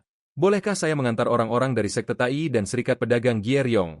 Adegan kacau itu berakhir dengan rombongan Jin Sowon mengikuti Seong Moran. Gie Cheliong, meskipun tidak memiliki kedudukan, dengan lancang menggoda, saya dengar di antara serigala-serigala ganas dari Sekte Pedang Besi, ada bunga yang tiada tara. Sepertinya rumor belum sepenuhnya menangkap kecantikan sejatimu, Nona. Seong Moran, jauh dari marah, dengan sopan menawarkan, Anda memuji saya. Kepala junior sangat menantikan kedatangan Serikat Pedagang Gyeryong dan Sekte Tai. Silakan ikuti saya. Jin Sowon menyaksikan punggungnya yang mundur. Hatinya bergejolak dengan emosi. Dia adalah Seong Moran, cucu dari pemimpin Sekte Pedang Besi tua. Dalam kehidupan sebelumnya, Seong Moran sama sekali tidak memiliki hubungan dengan Sekte Tai. Tindakannya lah yang telah mengubah segalanya. Atau mungkin, dia tidak bisa menahan diri untuk meningkatkan kewaspadaannya. Apakah ada skema lain di balik ini? Saat itu, suara Seong Moran memotong pikirannya. Kami sudah tiba. Hong Sarion menatap Mensyah megah itu. Mengagumi, itu benar-benar megah. Bahkan Kang Cha Seok berseru, skalanya bahkan lebih besar dari sebelumnya. Hanya Jin Sowon yang mempertahankan sikap tenang. Menghitung dalam benaknya, mereka pasti tidak akan baik tanpa alasan. Untuk saat ini, dia perlu mengamati dengan hati-hati. Di dalam aula perjamuan Sekte Pedang Besi, suara tawa dan obrolan masuk ke telinga Jin Sowon. Di antara kerumunan yang berpesta, tuan rumah, Seong Cheonwol, jelas yang paling antusias. Seong Moran mengarahkan perhatian semua orang ke arah tetua dan memperkenalkan, orang yang duduk di posisi tertinggi adalah kakek saya, pemimpin Sekte Pedang Besi saat ini, dan orang yang duduk di sebelahnya adalah ayah saya, kepala junior saat ini. Pasangan ayah dan anak, Gie, segera memulai percakapan, pemimpin sekte, kepala junior, sudah lama sekali. Bagaimana kabar kalian berdua? Benar-benar sudah lama sejak kita terakhir bertemu. Seong Juta, tersanjung, dengan mudah melontarkan beberapa basa-basi kosong. Pemimpin regu Serikat Pedagang Gyeryong, jangan terlalu formal. Kita semua adalah keluarga. Cheliong, kamu juga di sini. Sudah lama aku tidak melihatmu. Mengandalkan statusnya sebagai tuan rumah, dia menyampaikan pidato yang benar-benar meremehkan kelompok Sekte Tai. Bahkan sekarang, setiap kali saya memikirkan kehilangan seorang jenius seperti Anda, saya masih sangat menyesal sampai saya tidak bisa tidur. Sejujurnya, jika bukan karena hak istimewa absurd dari 108 puncak, saya pasti sudah lama menjadikan Anda murid saya. Saya benar-benar iri pada Sekte Tai karena mendapatkan harta karun seperti itu tanpa usaha apapun. Gie Yeon-seok juga tersanjung, menimpali, Anda terlalu baik. Seong Moran kemudian menyela, Ayah, ini adalah tamu dari Sekte Tai, Anda seharusnya menyambut mereka dengan baik. Seong Juta tampak bingung dan bertanya lagi, Sekte Tai. Dia dengan enggan mengalihkan pandangannya, tetapi antusiasme sebelumnya telah benar-benar lenyap. Demi kesopanan dasar, kedua kepala balai membungkuk memberi hormat. Saya Kang Cha Seok, manajer utama Sekte Tai, dan saya Jin Taesan, kepala balai luar. Seong Juta tiba-tiba mengadopsi nada merendahkan, Kang Cha Seok, saya pernah bertemu Anda beberapa kali di aliansi Murim, sedangkan untuk Anda, Jin Taesan. Dia sengaja berhenti, lalu menekankan dengan penuh arti, sudah 20 tahun, bukan, sejak kejadian itu. Jin Sowon, yang berdiri seperti pilar, tiba-tiba tersentak. Kejadian apa? Seong Juta, tidak terpaku pada masa lalu, dengan cepat mengubah topik pembicaraan. Bagaimana kabar pemimpin sekte Hong belakangan ini? Jika dilihat dari dekat, wanita muda yang menemaninya pasti putri pemimpin sekte Hong, dan siapa bocah itu? Kang Cha Seok dengan sopan memperkenalkan. Anak itu adalah putra kepala balai luar. Tanpa melihat, dia berbicara dengan merendahkan. Melihat mereka, fondasi kedua orang ini tampaknya benar-benar mengecewakan. Jangan bilang ini murid-murid terbaikmu. Yah, di tempat seperti sekte Tai, dapat dimengerti jenis orang seperti apa yang bisa mereka latih. Jangan buang energimu untuk hal-hal yang tidak berguna lagi. Fokuslah untuk melatih Cheo Leong. Kata-kata Seong Juta semakin keterlaluan. Sampai-sampai putrinya pun sulit menerimanya. Maksud saya adalah mengasuh bakat, bukan mengajarinya seni bela diri sekte Tai. Jika dia terus berlatih hal-hal itu, dia masih bisa menyelesaikan kalimatnya tanpa masalah. Menyinggung tamu dan tuan rumah. Kalau begitu aku tidak ingin melihatnya berakhir sebagai seniman bela diri kelas 3. Justru Jin Sowon, seperti babi mati yang tidak takut air mendidih, yang melangkah untuk membalas. Ya ampun, dia bicara seolah-olah dia adalah seorang bajingan rendahan. Dia berdiri dengan tangan di pinggang, langsung menantang Seong Juta. Setiap kata yang keluar dari mulut orang tua itu benar-benar membuat marah. Sebagai tuan rumah, dihina oleh seorang tamu membuatnya sangat marah hingga gemetar. Dasar bocah, apa yang baru saja kau gumamkan? Jin Sowon, jauh dari mundur, melangkah maju untuk menjelaskan lebih lanjut. Saya sungguh minta maaf. Saya hanya berniat memikirkannya dalam hati, tetapi saya tidak menyangka itu akan terlepas. Seong Juta, menghadapi lawan seperti itu untuk pertama kalinya, agak bingung. Setelah banyak usaha, dia hanya bisa mengajukan pertanyaan yang hambar. Apakah kau menganggap itu permintaan maaf? Jin Sowon, setelah bersenang-senang, beralih ke nada yang lebih serius. Tetapi bukankah itu kenyataannya? Tadi, kau memanggil ayah kakakku dan pemimpin sekte Tai, pemimpin sekte Hong, seolah-olah kau adalah teman lama. Kau juga berani bertanya tentang seni bela diri orang lain. Sesuatu yang tidak boleh ditanyakan dengan santai oleh seorang seniman bela diri. Dan akhirnya, kau bertindak bijak untuk meremehkan dan mengabaikan seni bela diri sekte Tai kami. Saat Jin Sowon berbicara, wajah Seong Juta memerah karena malu. Mendengar kata-kata yang begitu ofensif, siapa yang tidak akan marah? Namun, orang-orang kuno mengajarkan untuk tidak sopan bahkan kepada orang yang sombong dan kasar. Ini jelas salahku. Saya sungguh meminta maaf. Dia tergagap, tidak bisa mengatakan apa-apa lagi selain, dasar bocah. Sementara, Seong Moran berusaha menahan senyum. Sementara para penonton agak kagum pada Jin Sowon. Siapa bocah itu berani begitu? Berani menyebut orang-orang sekte pedang besi sebagai preman jalanan sungguh luar biasa. Seong Chonwol tidak berniat campur tangan. Tetapi dia juga tertarik pada lidah tajam Jin Sowon. Di bawah, wajah Seong Juta memerah padam. Nyaris meledak kapan saja, dasar bajingan. Jin Sowon, jauh dari mundur, justru semakin memperkeruh keadaan. Apakah kau tidak akan menerima permintaan maafku? Gelas di tangannya segera mengeluarkan suara retakan. Seong Juta, dibutakan oleh amarah, mengangkat tangannya untuk menghantam bocah sombong ini, Jin Sowon. Pada saat kritis itu, seorang murid berlari masuk dari luar pintu untuk mengumumkan, ketua sekte, penasihat aliansi Murim baru saja tiba. Seong Chonwol kemudian bergerak dari posisinya dan berteriak, mengingatkan semua orang dan menghentikan putranya dari menyebabkan rasa malu. Dia akhirnya di sini. Mengapa kalian semua berdiri di sini? Cepat sambut dia. Para penonton, mendengar ini, bergegas bangkit. Penasihat sudah di sini. Semua orang berharap mereka bisa berlari ke pintu masuk utama secepat mungkin. Ketua sekte, ayo pergi. Cepat, kita juga harus segera memberi hormat padanya.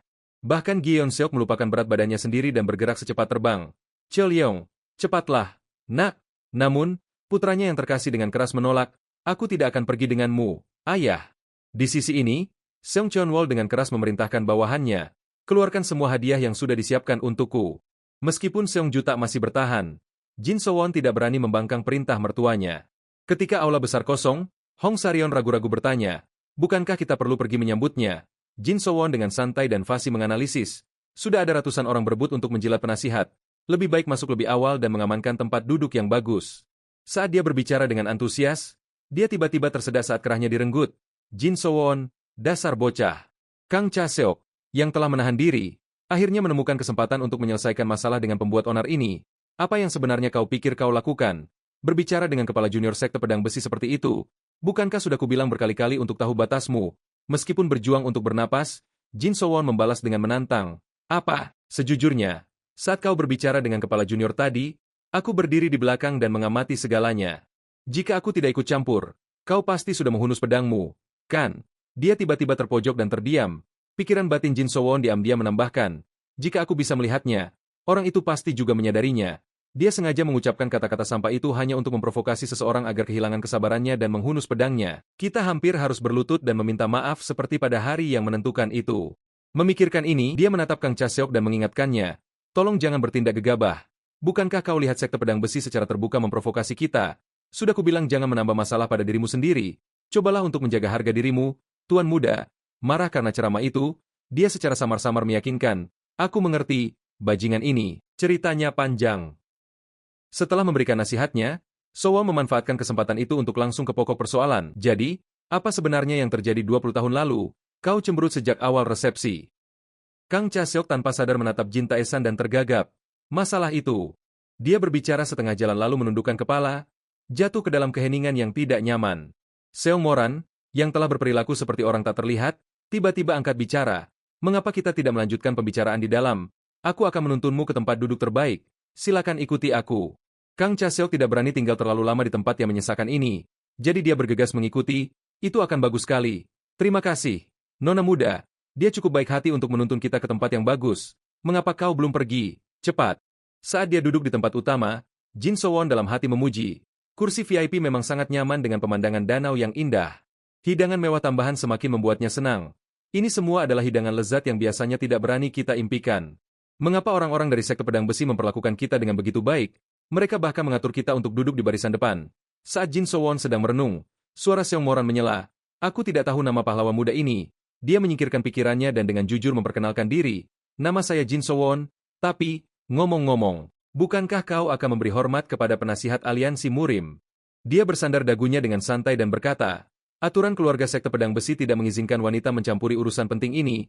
Aku tidak akan dihukum jika aku tidak ada di sana.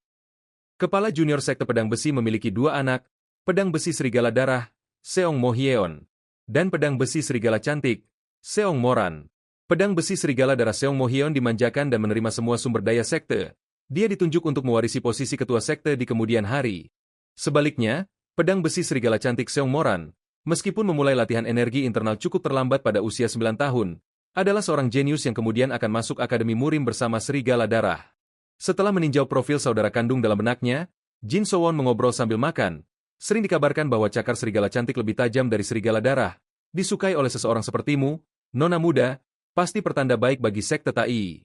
Mendengar kata-kata pujiannya untuk pertama kali, Seong Moran menutup mulutnya dan tertawa kecil. Oh ya ampun, aku tidak menyangka kau tahu begitu banyak tentangku. Apakah kau diam-diam tertarik padaku? Sowon dengan santai menjelaskan, aku hanya mengulang apa yang sering kudengar. Sementara mereka saling menggoda, Jin Taesan tampak pendiam. Apakah benar-benar tidak apa-apa kita diperlakukan seperti ini? Kang Chaseok, karena secara alami tidak peka, mengabaikannya, lupakan saja, aku tidak peduli. Seong Moran tiba-tiba berkata setengah bercanda, bagaimanapun, aku ingin meminta maaf atas nama ayahku atas apa yang terjadi sebelumnya, karena kita pernah berurusan dengan serikat pedagang Gyeryong sebelumnya. Dia mungkin bertindak seperti itu karena penyesalan karena kehilangan saudara Cheo Leong. Jin Sowon dengan santai menjawab, belum terlambat, kau masih bisa membawanya sekarang. Dia menepisnya sebagai ketidakbenaran dan berkata, kau terlalu pandai bicara. Pada saat ini, nada suara Jin Sowon tiba-tiba menjadi lebih serius. Namun, ada satu hal yang selalu membuatku penasaran, nona muda. Bukankah ini jamuan di mana semua orang berkumpul untuk merayakan dan berbagi kebahagiaan? Ketajamannya membuat Seong Moran waspada. Namun, dia dengan cepat menenangkan diri dan menyangkalnya. Tentu saja, jika tidak, untuk apa jamuan ini? Jin Sowon menyeringai dan menambahkan pernyataan berani lainnya. Aku pernah dengar bahwa jamuan seringkali melibatkan rencana pembunuhan. Mata Seong Moran tiba-tiba menajam, dan sedikit niat membunuh terpancar dari mereka. Merasa bahwa komunikasi lebih lanjut sia-sia, dia tiba-tiba berdiri setelah meninggalkan pujian. Tuan Muda Jin sungguh orang yang menarik. Aku ingin makan bersamamu untuk menghilangkan keraguan ini, tetapi sudah waktunya bagiku untuk pergi. Seong Moran menyatukan tangannya sesuai adat, memberikan ruang kepada sekte Tai. Jadi, aku pamit. Kelompok Jin Sowon hanya menatap kosong saat dia meninggalkan ruangan kecil itu. Setelah dia tidak terlihat lagi, Hong Saryeon menatap tajam Jin Sowon. Siapa kedua orang itu? Tak lama kemudian, kegelapan pun turun. Di tengah suara bising, terdengar suara-suara genit. Nona Seong, kecantikanmu sungguh terkenal seperti yang dikatakan orang-orang.